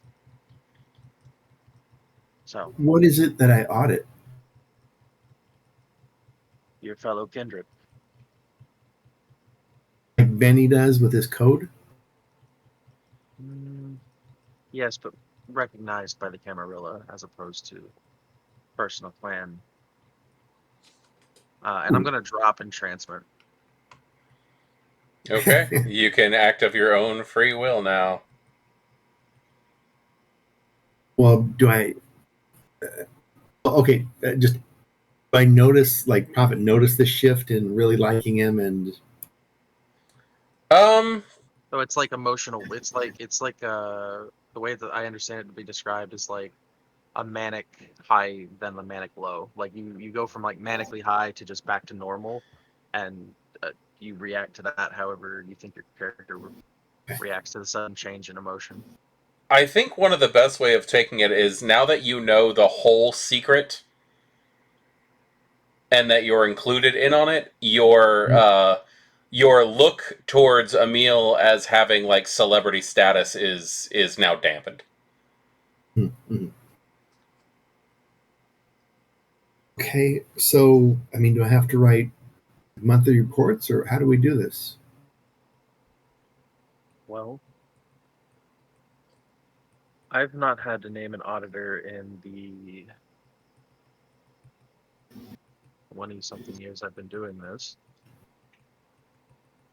So you will work with me in finding and locating Prince Marcus, as well as reporting any suspicious kindred activity that could be a threat to the Camarilla directly to me.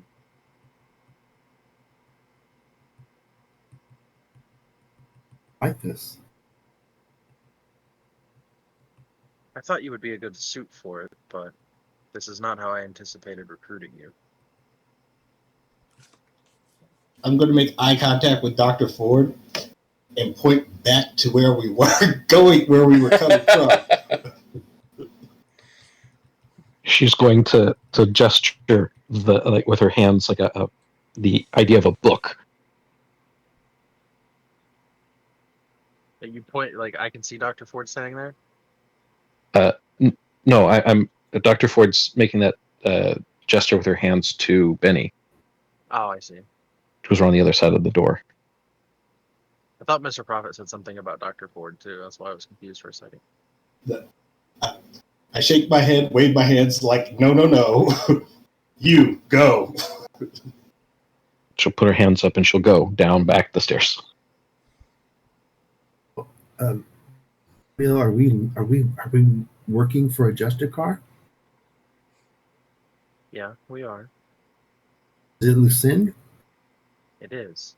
That's badass. I'm going to drop Silence of Death and begin stomping, like loudly walking. 2 are away from the room. And then walk around the corner.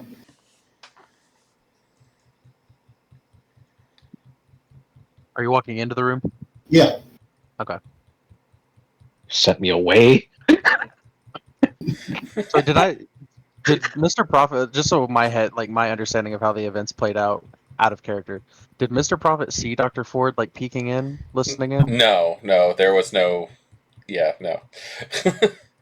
So what was the pointing at Miss Dr. Ford and then Dr. Ford like being shooed away? What was No, that? that was Benny. Benny and Dr. Ford trying to communicate without interrupting the scene. Oh, I see. I thought that was Mr. Prophet saying that. I'm sorry. No, that was me.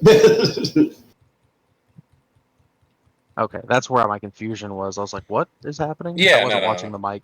It's fun when you can't see the other people. Yeah. I was very confused. Okay. So Benny comes in the room. Yeah. Ah. Now we Hey, really Benny. can get this 3-way started. Or are you gonna make me hold out again? Don't you have to buy me dinner first? He says as he walks over to the book on the bed. I seem to recall roughly a month ago I've already fed you, so True. High quality meal. that it was. Wait. How did you feed him? With Vitae.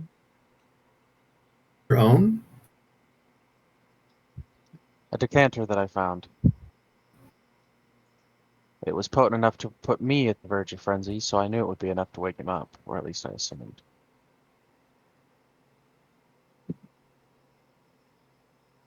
What's happening, Benny? Just coming in to check on you. I see you're finished with the book. You have some questions. I do have answers. Picking up the book, putting it back into its backpack. As much answers as I can give you.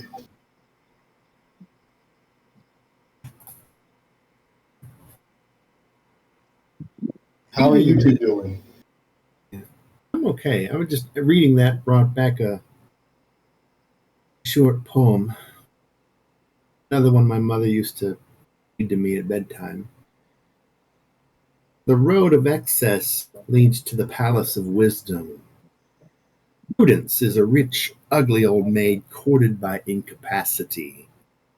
He who desires but acts not leads pestilence, cut worm, or gives the plow.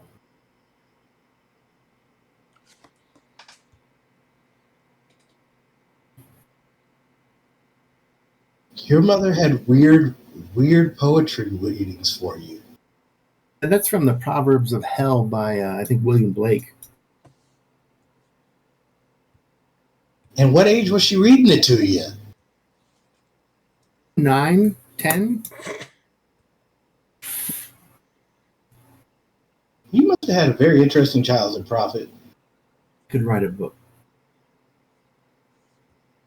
Perhaps you should.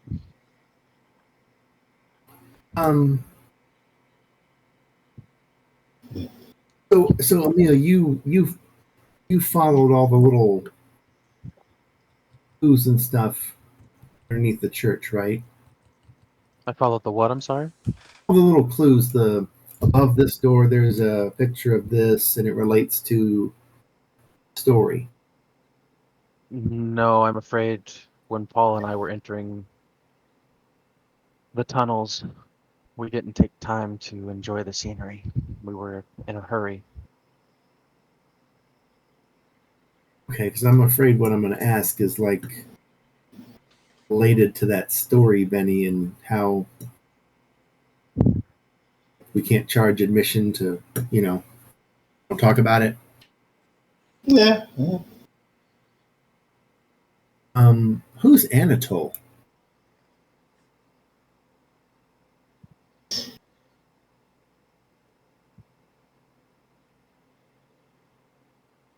Uh,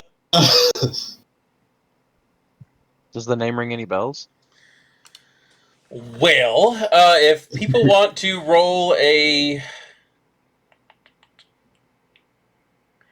will allow a intelligence plus politics roll if anybody wants that.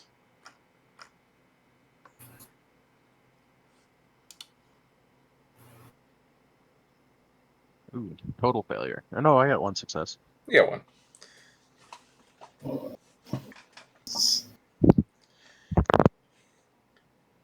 Come on, guys, roll nothing but ones on your hunger dice. It'll be great.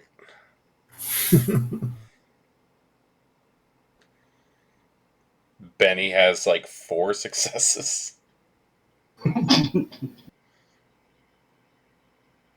All right, well, Benny.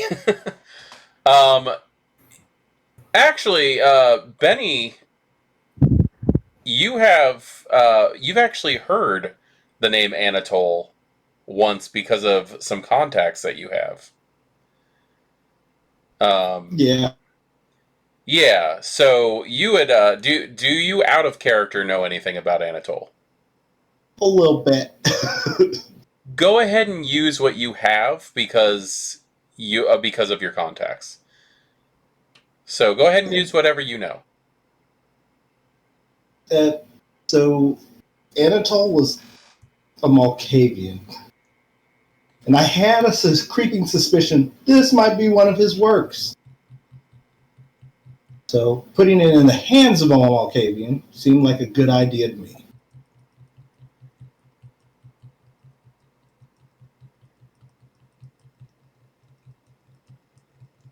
Yeah, he wrote this book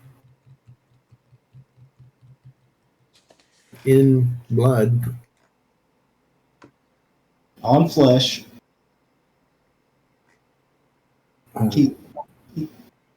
He got weaker as he wrote it.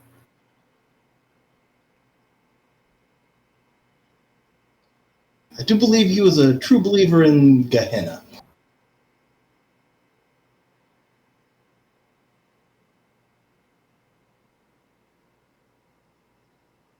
Like the apocalyptic folk tale, kindred folk tale of Gehenna. Yes. What happens to you when you read it, Benny? What do you mean? You read this book, right? Oh, yeah. As much as I can. I'm translating it slowly. You don't see Anatole writing it? No. Again, Oh. my philosophy was, if it is a book created by the hand and blood of Anatole, then the shared blood may have a reaction, My blood's in there now. which is probably why you were able to connect with the book so well. You have more of these? What was that? You have more of these? I do not have more of these. Where's Dr. Ford? She's stayed downstairs. Let's go ahead and head back down. I'm sure she'd be interested in hearing something about this. I had one other question. Like, when we were learning all that stuff, Benny, like, I felt bad for Kane. Like, I felt sad for him, and, like, no one listened to him, and he was so isolated. But why don't we learn about this? Why is that so sacrilegious?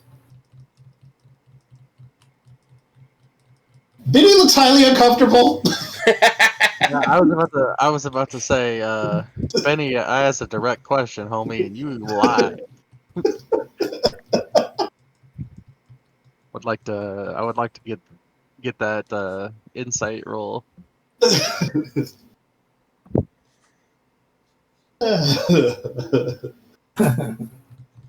Okay. 'Cause Benny never tells lies.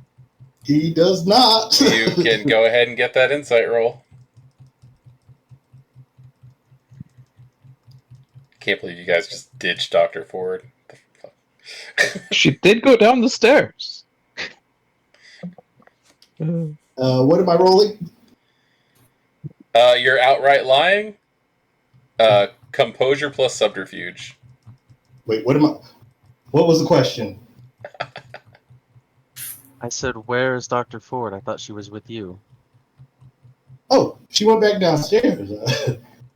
No, you said she stayed downstairs. Oh, I did say she stayed. It was a straight lie. It was a straight lie. Yes, it was. So that's manipulation plus subterfuge? Composure plus subterfuge. A little bit better. Your difficulty is currently 3. It looks like you got 2, so yeah, no, you know Benny's lying.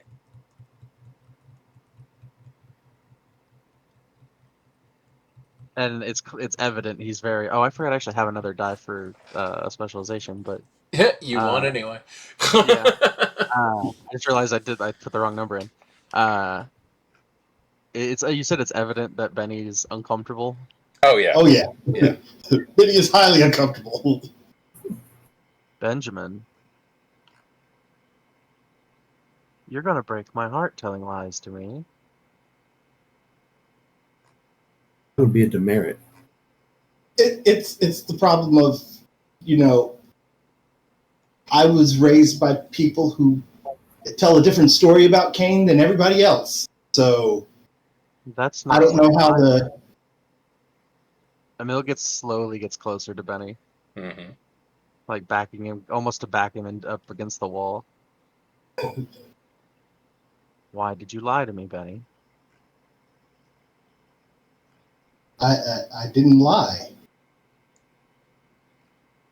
Not about Cain. In all of the nights we have been working together, I have not caught you lying to me once. In fact, you've actually praised yourself on your honesty, but you just told a lie. I misspoke? No, you know what you said. Would you like to answer that question again? Where's Dr. Ford? She's Why? downstairs. Why is she not with you? I thought you were both downstairs waiting for me to return. I came up to talk to Prophet. And Dr. Ford stayed behind. I sent her back down so that I could talk to him alone. Why Well- bring her at all?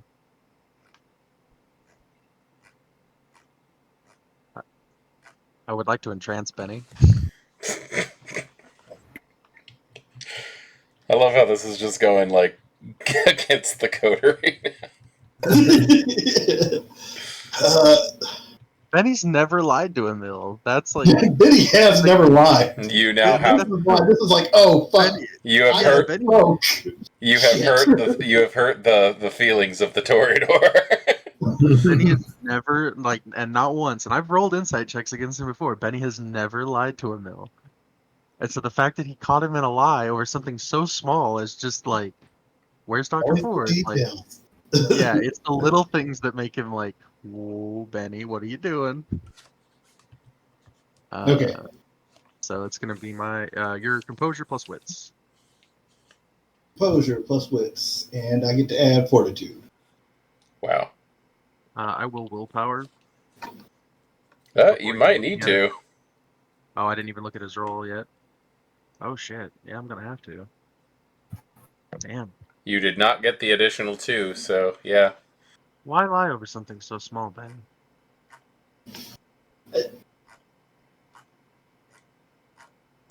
I misspoke. Why are you still lying in the defense of your... You're pitifully lying to defend your pitiful lie. I don't want you mad at me. Over something so small. Now surely, if I thought Benjamin would never tell me a lie. Not that he would want to, but if he were ever going to, it would be over something significant and important, and likely something that he wanted to keep close to his chest. Because I feel as though I've got a pretty good read on you, Benjamin. So why are you afraid of me being mad at you? Over something... I'll kiss him. Hmm? I'll lean in and I'll kiss you. Is that a physical challenge, or are you just allowing this to happen? No, I think it's a physical challenge here. Okay, this is going to be dexterity plus athletics. Probably for both of you, actually. We'll try. Does anybody have, do you have a bonus on dodging? Does that count? That's just like a Toreador specialty, dodging kisses. Yeah, That is amazing. It's called fleetness. Cold shoulder. Dexterity athletics. Yep. All right. Oof. Emil's getting hungry. 2.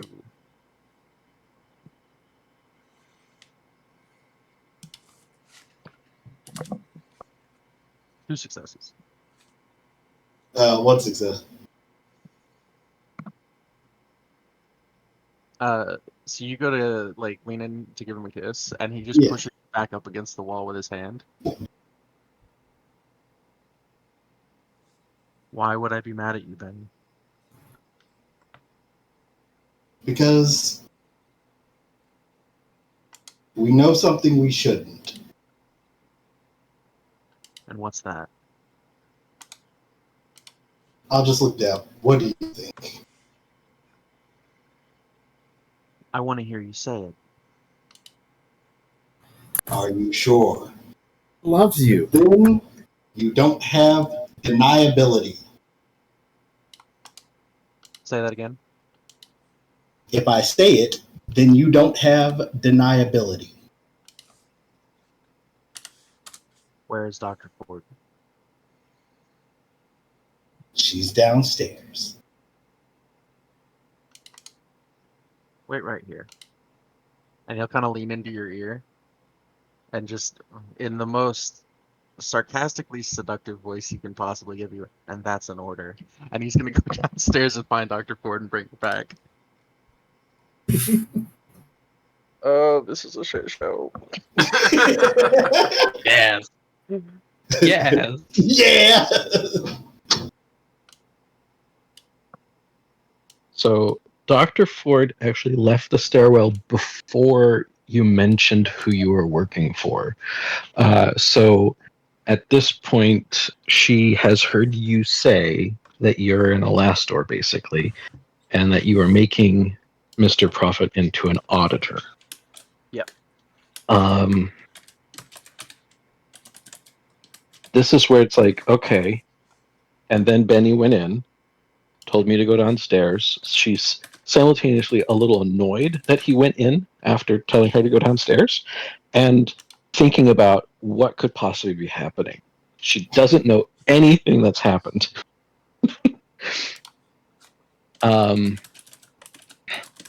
But she's also kind of like preparing herself just for any kind of like social kind of.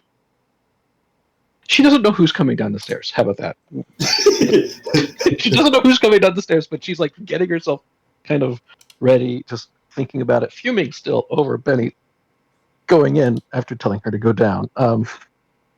So she is not happy, regardless of who shows up. Emil will come to the bottom of the stairs, see you standing there. Give a look around. Is there anybody lingering nearby? As far as Not really. Not really. There's some people, but like there's other kindred here, but it's not as crowded as it has been in the past. Okay. Just kind of under his breath. Janice Ford, come with me. It's your government name. Pulling out the whole name. Oh, Jesus. she is going to project her thoughts into his mind using telepathy, saying to say on one condition. You are not in a position to name conditions. But I'll hear it anyways.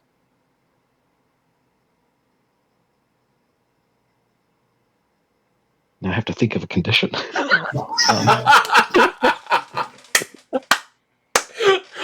Oh, that's amazing.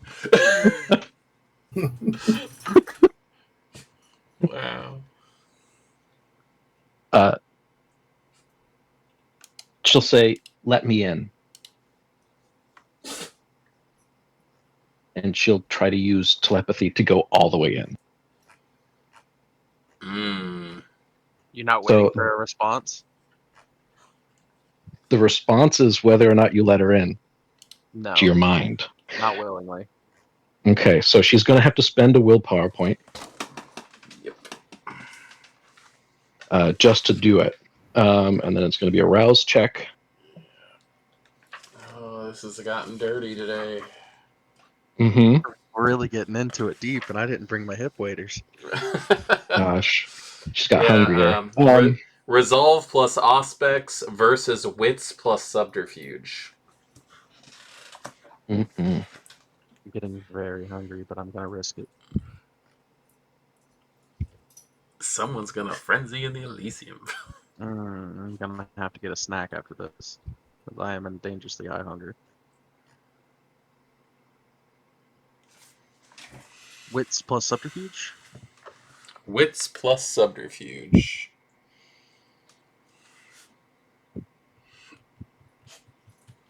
Oh my gosh. That's a terrible roll. It is. You can always use a willpower for 3 regular die. Yeah. I will also willpower because I think I'm only 1 success above at the moment. And Emil is not trying to let people in his head.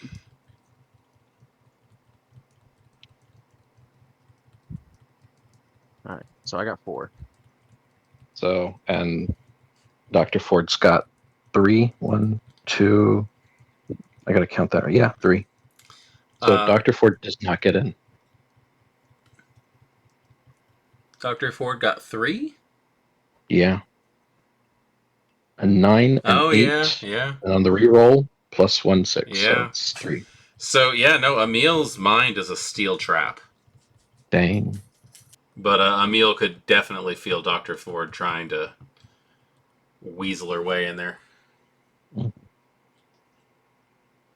Turns around, just looking over his shoulder, and any facade of Emil is completely gone. There, he is staring at you with the eyes of somebody who has great potential to do harm if you fuck around too much more. Like, and he's trying to make that very clear to you. Upstairs.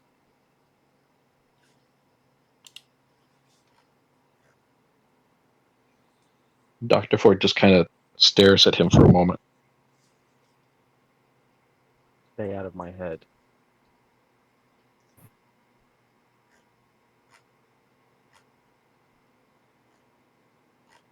Good reason. Excuse me? What are you doing? Upstairs. I'll explain everything.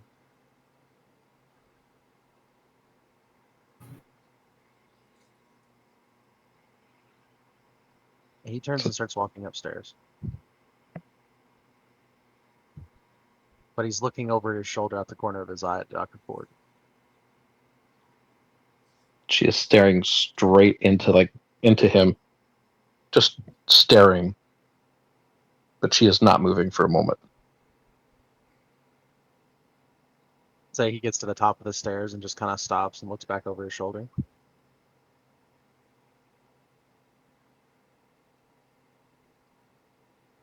You still have your heightened senses active? Yeah. He's just gonna whisper, "It is a direct order."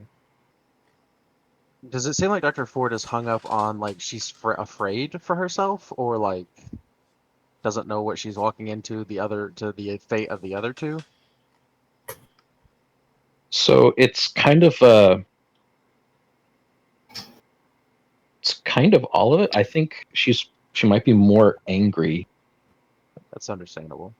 than anything else. Like, she doesn't want to do what he's asking her to do on principle Yeah, okay. Just because keep he's it stubborn. asked and asserted as like as a position of authority. That makes sense. Dr. Ford and I have a lot in common IRL. Yeah. The meme wall continues to grow. Hmm. Jesus. Do we need to do an intimidation roll? I don't know.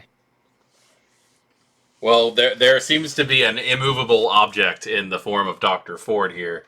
How is Emil trying to handle this? Are you trying to persuade or intimidate? Because to me, it seems like you're trying to intimidate. He's trying. I don't think he wants her afraid. Yeah, but you also are getting desperate at this point. Yeah. I think he wants her to understand the gravity of why he's asking. I will allow you to choose between persuasion and intimidation. Okay.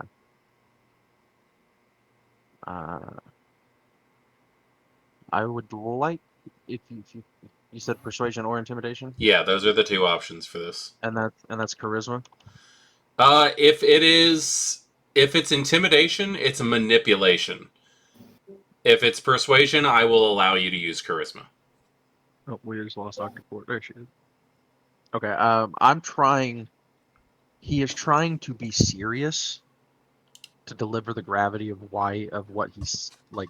He's trying to enforce the gravity of the situation to her, Yeah, but no, that's why he's I'm not. allowing you to choose. Yeah, he's not wanting to frighten her. He's wanting her to understand the gravity and follow him. So I'm going to use charisma persuasion.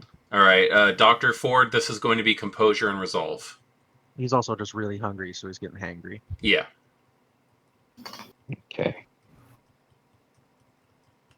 Oof, this is going to be rough. Composure and resolve. Yep.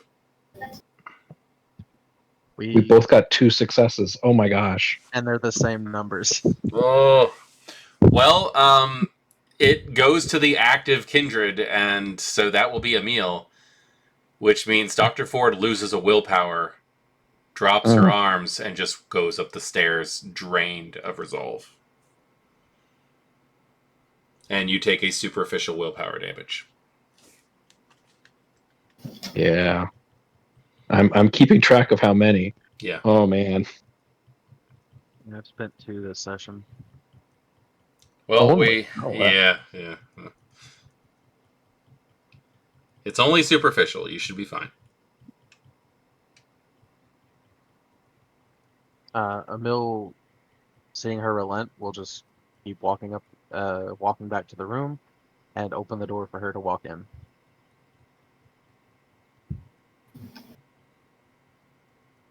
So she enters, but she is fuming, like silently fuming. Sitting on the bed.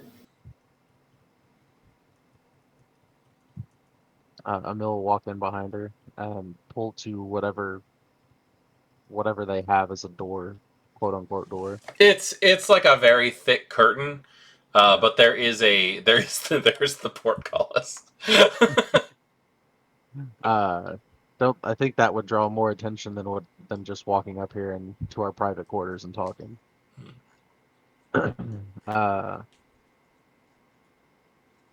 Thank you, Dr. Ford. I understand that you're angry. I don't know. I understand that you are angry. I don't quite understand why you're angry.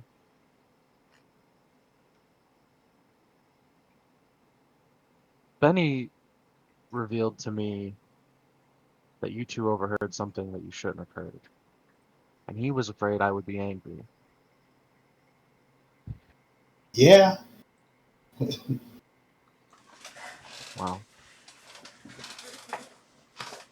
Number I one, can't. I'm a new entry here. Sometimes I get confused as to how things work. Clan hasn't been here that long, so I'm aware.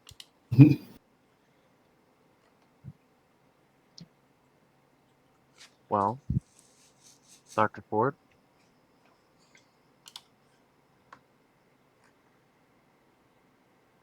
So I suppose I should say something like, "How dare you boss me around? Who do you think you are?" But I think you know who you've been saying you are, at least to one person. I'm very well aware of who I am. I don't want to be dragged into it. I don't know what you're talking about. Well, I'm afraid you made that decision. Oh, You are no. deserving. That wasn't the decision.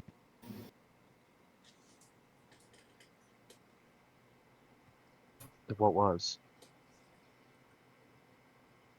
You made the decision to talk about it.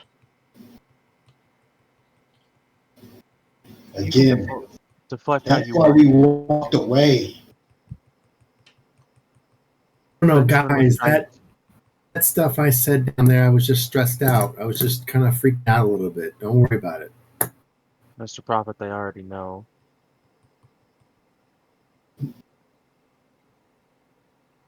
You don't want dragged into it. Fine. But to guarantee my safety, it has to be an issue of your safety as well. So until my mission in Prague is settled, 3 of you are getting a promotion. I respect your desire not to be involved in it. When this is all said and done, you can leave. Won't ask you of anything more. You'll be relieved of any quote-unquote responsibilities. But if you're going to know the information, you have to be burdened with the responsibilities of giving up that information for my own safety.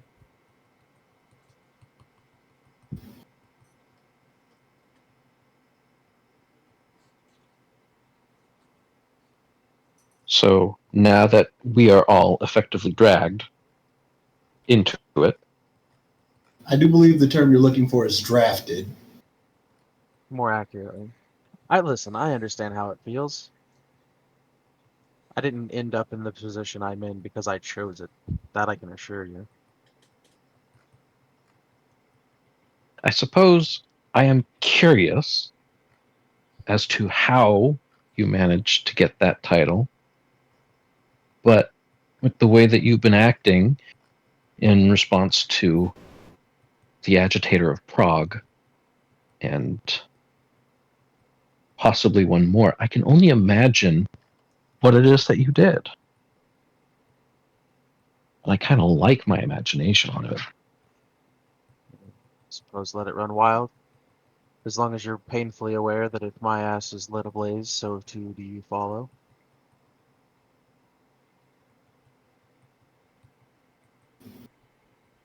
Perhaps. Let's get out of here. Let's go somewhere where we can actually speak candidly. It'll be on me. I'll foot the bill. Are we feeling? Are we feeling clubbish? Are we feeling like a lounge? What are we thinking? What are you in the mood for, Mr. Prophet? What are you in the mood for? Bowling alley. An All alley. right. Say He said a bowling alley. bowling alley. Bowling alley. Okay, Benny, what are you in the mood for? Somewhere quiet, a library. At least around me, but if you're gonna fuck me, at least take me somewhere where I can read.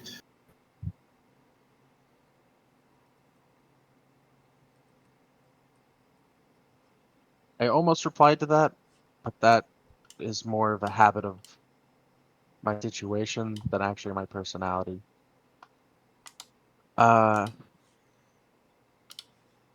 Let's get out of Elysium for the night, just for a little while, and I'll answer any questions that you have now that you see the full picture. We all keeping Paul in the dark? For the moment. Yes. Paul technically is the dark right now, I guess. Nice. I suppose. And just another reason why we shouldn't have any more of this conversation here. Mm-hmm. I'll So give you which of all guys- the destinations are we headed to? I will give you three a moment to digest the information. And before I do that, I will sincerely apologize for putting you three in this position.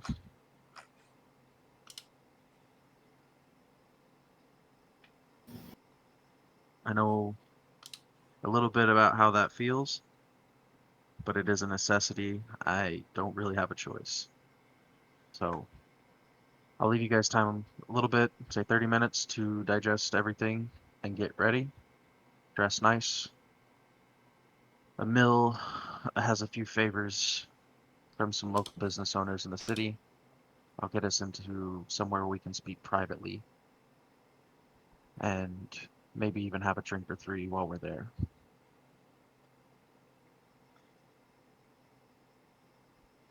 Okay, so where are you taking them? I would like to use my Coterie clan merit. All access. Okay. I want to find somewhere that is really busy, but like busy, like publicly busy, but has private space. Okay. So whether that's a club or like a cigar lounge or just something that has like a crowd of people doing one thing and then private rooms for.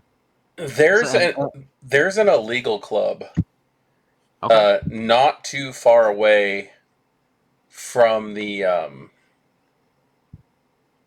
where the hell? I had Owlbear opened.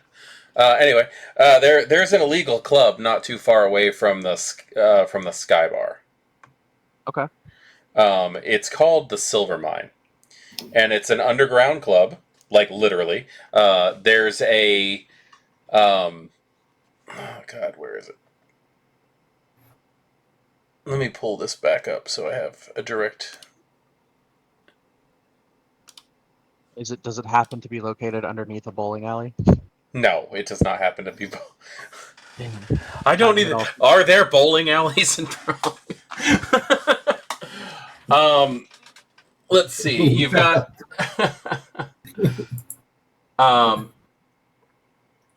No, actually, there's a. Let's see where it is. Answer is yes. There are a lot of them. Okay, here we go. Just east of the Sky Bar is an art gallery. And underneath the art gallery is this massive area that was supposed to be storage, but now it's been converted into an illegal bar. They have no license. They sell illegal alcohol. It's just an underground nightclub that has a lot of private space, and it even doubles as a bordello. Okay. Cool.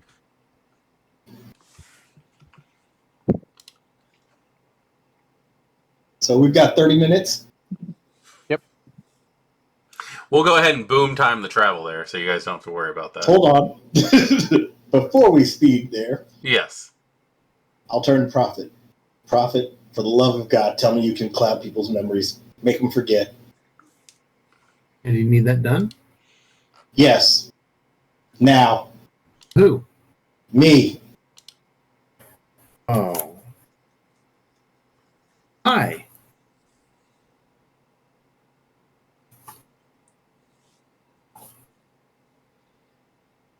Hey, this is like a promotion.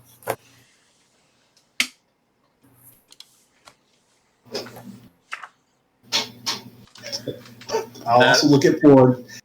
Can you? That is going to be charisma plus dominate versus wits and resolve, and you cannot relent to a dominate challenge. Well, cloud memory is charisma. For the forgetful mind is manipulation. Are you using forgetful mind? I need the largest portion of this removed if possible. I'm sorry I couldn't do that for you. Yeah. I know you can't. All right, well, with the forgetful mind, each point of the margin allows the user to add or remove an additional memory. The victim will recall the edits vaguely, foggy ideations that can fall apart under close questioning. A critical win creates a flawless imprint. So, if that's happening, I need to know. Are you okay with this, Prophet? He tries to do it to you. He's like, forgets. Are you using cloud memory or forgetful mind? Yeah, just cloud memory. Oh, well. Damn Malkavian. Careful what you You wish use for. dementation. Oh, there. So, yeah, he can take the last few minutes out of your mind. Basically, up until the point... trying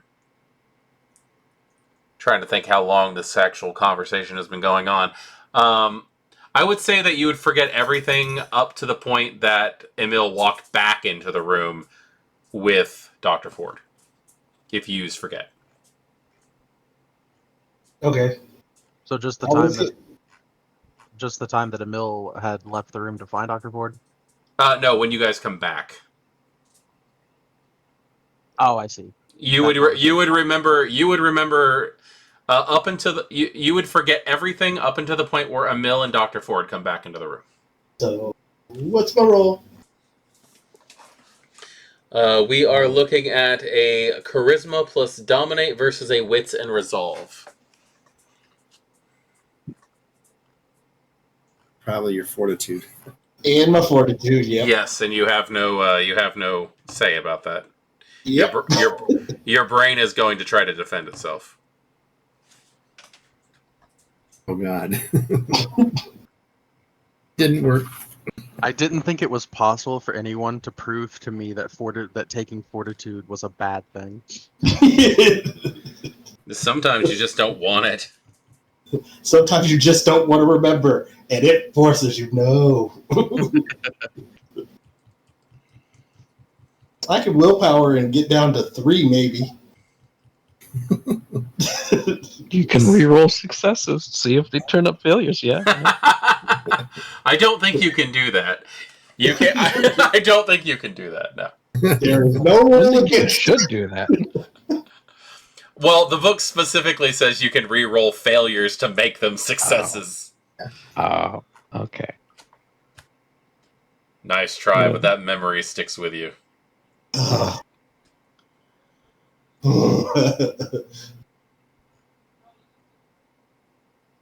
All right. So, are you heading to that area? Yeah. Okay. Are we able to get a drink before we go? Or 2?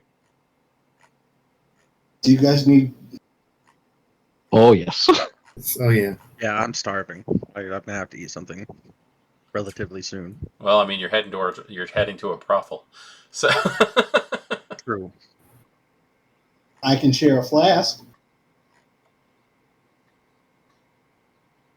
Yeah, sure. Let's do it. Okay. I'll toss her a flask. Okay. Chill drink. Oh, gosh. How much do those flasks solve? Up to 3. Up to 3. Is it a ritual test for each one? I don't believe so. The ritual would have been done ahead of time, and then command word, Ah, okay. So which is lucky. Which is what? Lucky. Lucky. All right. So, and that will automatically just take away 3 hunger. Or 2 in my case. 2 in your case. Leaving the last one. All right.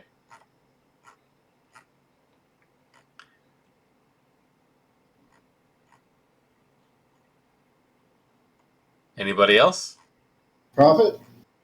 I was going to run down to Omnis and see if he can borrow like some bowling shoes and appropriate wardrobe. You do understand that this NPC doesn't like you. Yeah, yeah. Of course he does.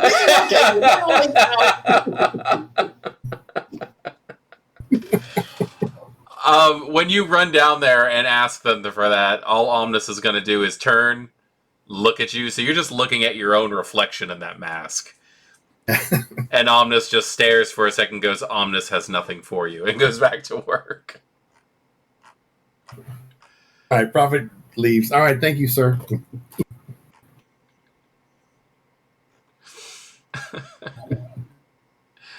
All right.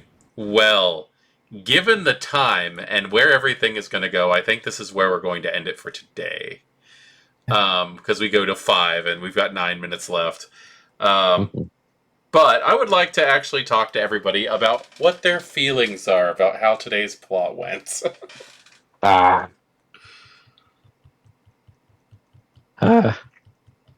sure there's a graph for what we're doing and how we're fucking up? Yeah, it's called it's the meme channel. Yes.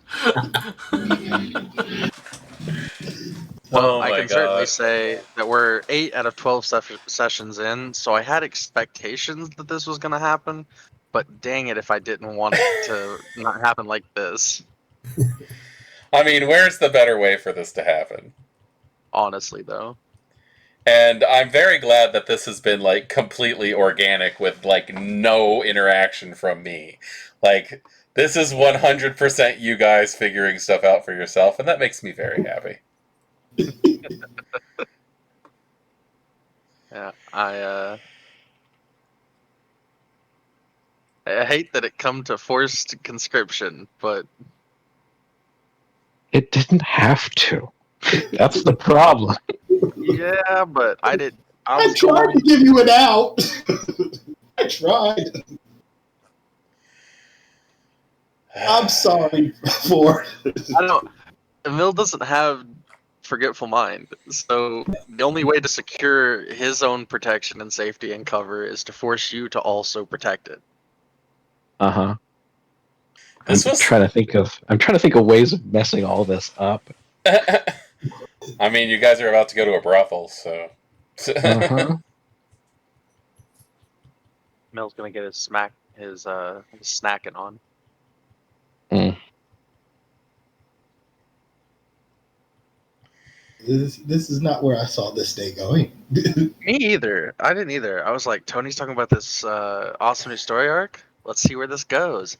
Oh, hey, right in my face. All right, cool. Here we are. Hey, I'm gonna point this out. I did not do this. I know. No, I know you we did. did this to ourselves. I know what I'm aiming for this plot line, and it can go as long as it needs to go. But yeah, I'm gonna let you guys do what you're doing. I've thoroughly enjoyed it. I hope everybody else is okay with it. Oh yes. Oh yeah. Yeah. Okay. This- Despite character protests, everybody else player wise is chill with it. Well, Mhm. as it is, I like you guys put shit on your sheets, and I'm going to try to work it into the story as it is. And yeah, like I don't go out with the intention of let's like throw everybody's secrets out or anything like that, but when they come out organically like that, hell yeah. Like that's awesome. I love it. Do we? I have to ask because do we want to end it right here? Could we, like is the ability to go a little bit over a possibility? I Well, believe I have to go. okay. No. Okay, that's why I was asking. I was actually thinking though that this is probably the best part to call it. Like I would like to keep going too. That is for damn sure, just because of the suspense. But I do think that like this conversation might end up going like this next scene could go another 4 hours. I think. easily. So Yeah. yeah, it's going to end up being very intense and very personal, and I don't want to end up calling it short. You know. Yeah. So yeah. I view the thing that's happening as like the necessary tension that a group needs to go through in order to be like super effective. Yeah. Like up until this point, we've all just been individually like, you know, bumping into each other. Yeah, doing our own things. But this might be the thing that kind of brings us together. Yeah, I can see that. There is a lot going on. Each of you, like Riley included, all have Oh yeah. amazing things that are happening in your own like personal character arcs. And even if it's just stuff that's in the background, it's stuff that's like dramatically changing the tone in the game. For those of you who know what's going on, like either the people who have stuff that's going on in the background that has not been brought up, it's changing their way of playing. And I find that incredibly entertaining.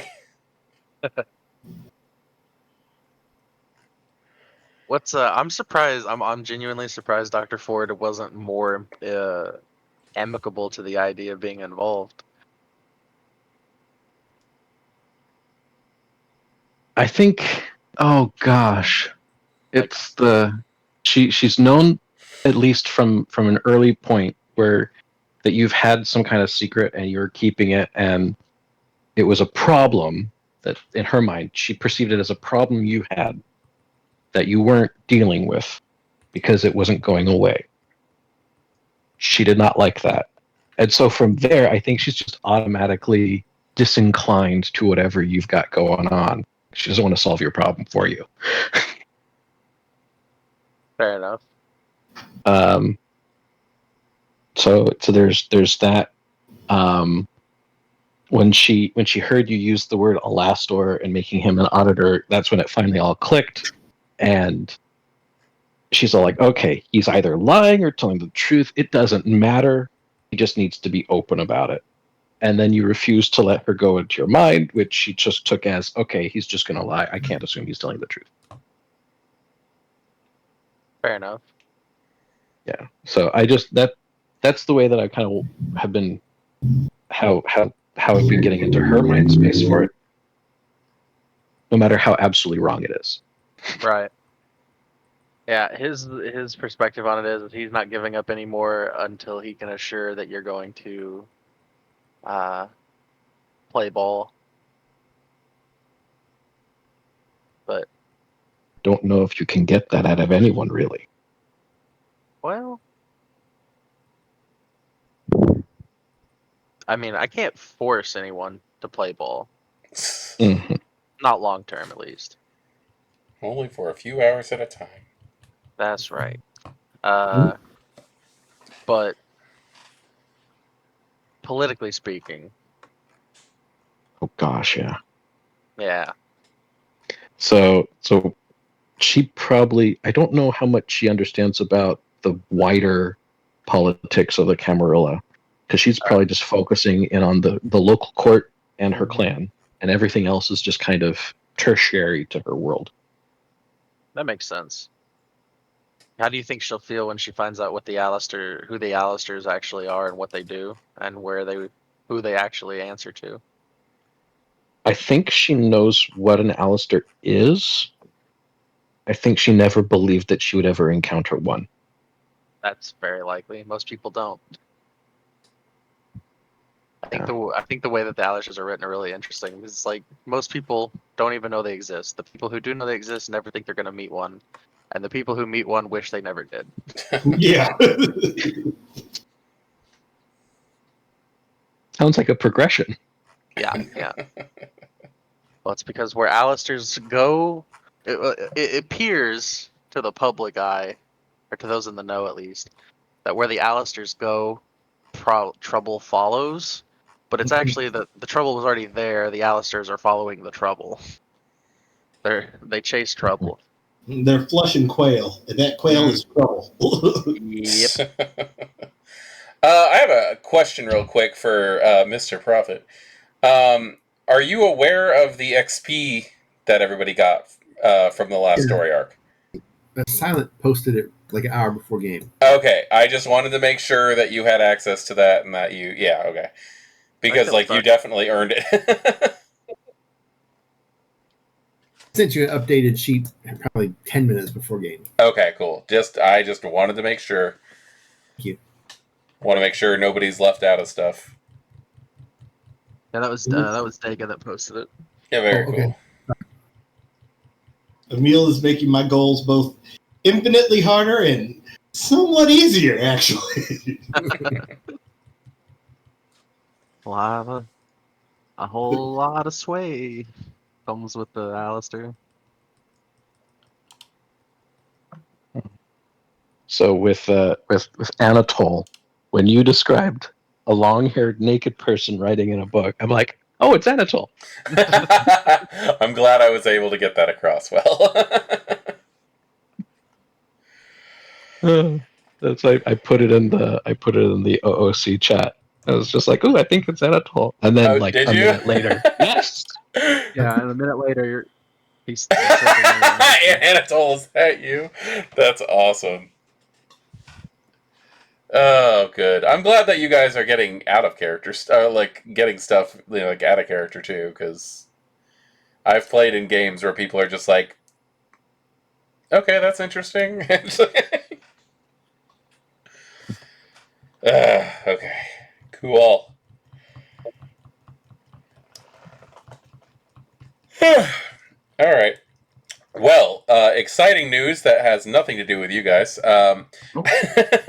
Tomorrow is the last day working on that damn tech project, so I can actually like be a human being again and get back to work. So, oh, it's amazing! I'm so excited. One more day. But I do, because everything's going so smooth, I'm probably going to start working on the podcasts a little bit before we're actually done with everything. I was going to wait, but like everybody's so excited about it, I don't see anybody opting out or anything. So hopefully we can get that, at least the first episode, up relatively soon. Yeah, I was gonna actually talk to you a little bit about that. Just make a note of it if you want. Yeah. To brainstorm some. I had some ideas for the podcast. Oh, cool. I am always up for any kind of, excuse me, suggestion or anything like that. They always help.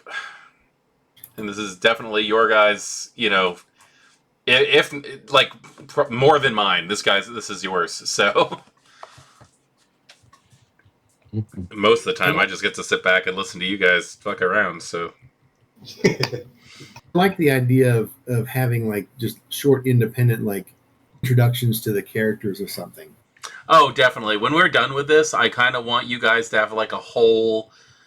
I want you guys to have like a whole idea of who your characters are, what they've gone through, and what their arc is, and just let you guys have some time to explain yourselves. Okay. Yes, I'm ready for that already. Oh man. I am definitely looking forward to hearing all of your interpretations of your own characters. But like seriously, the big reason I don't want to do them now is because I want to see where this goes and then see what your mindsets were. Just because there's so much weird shit happening.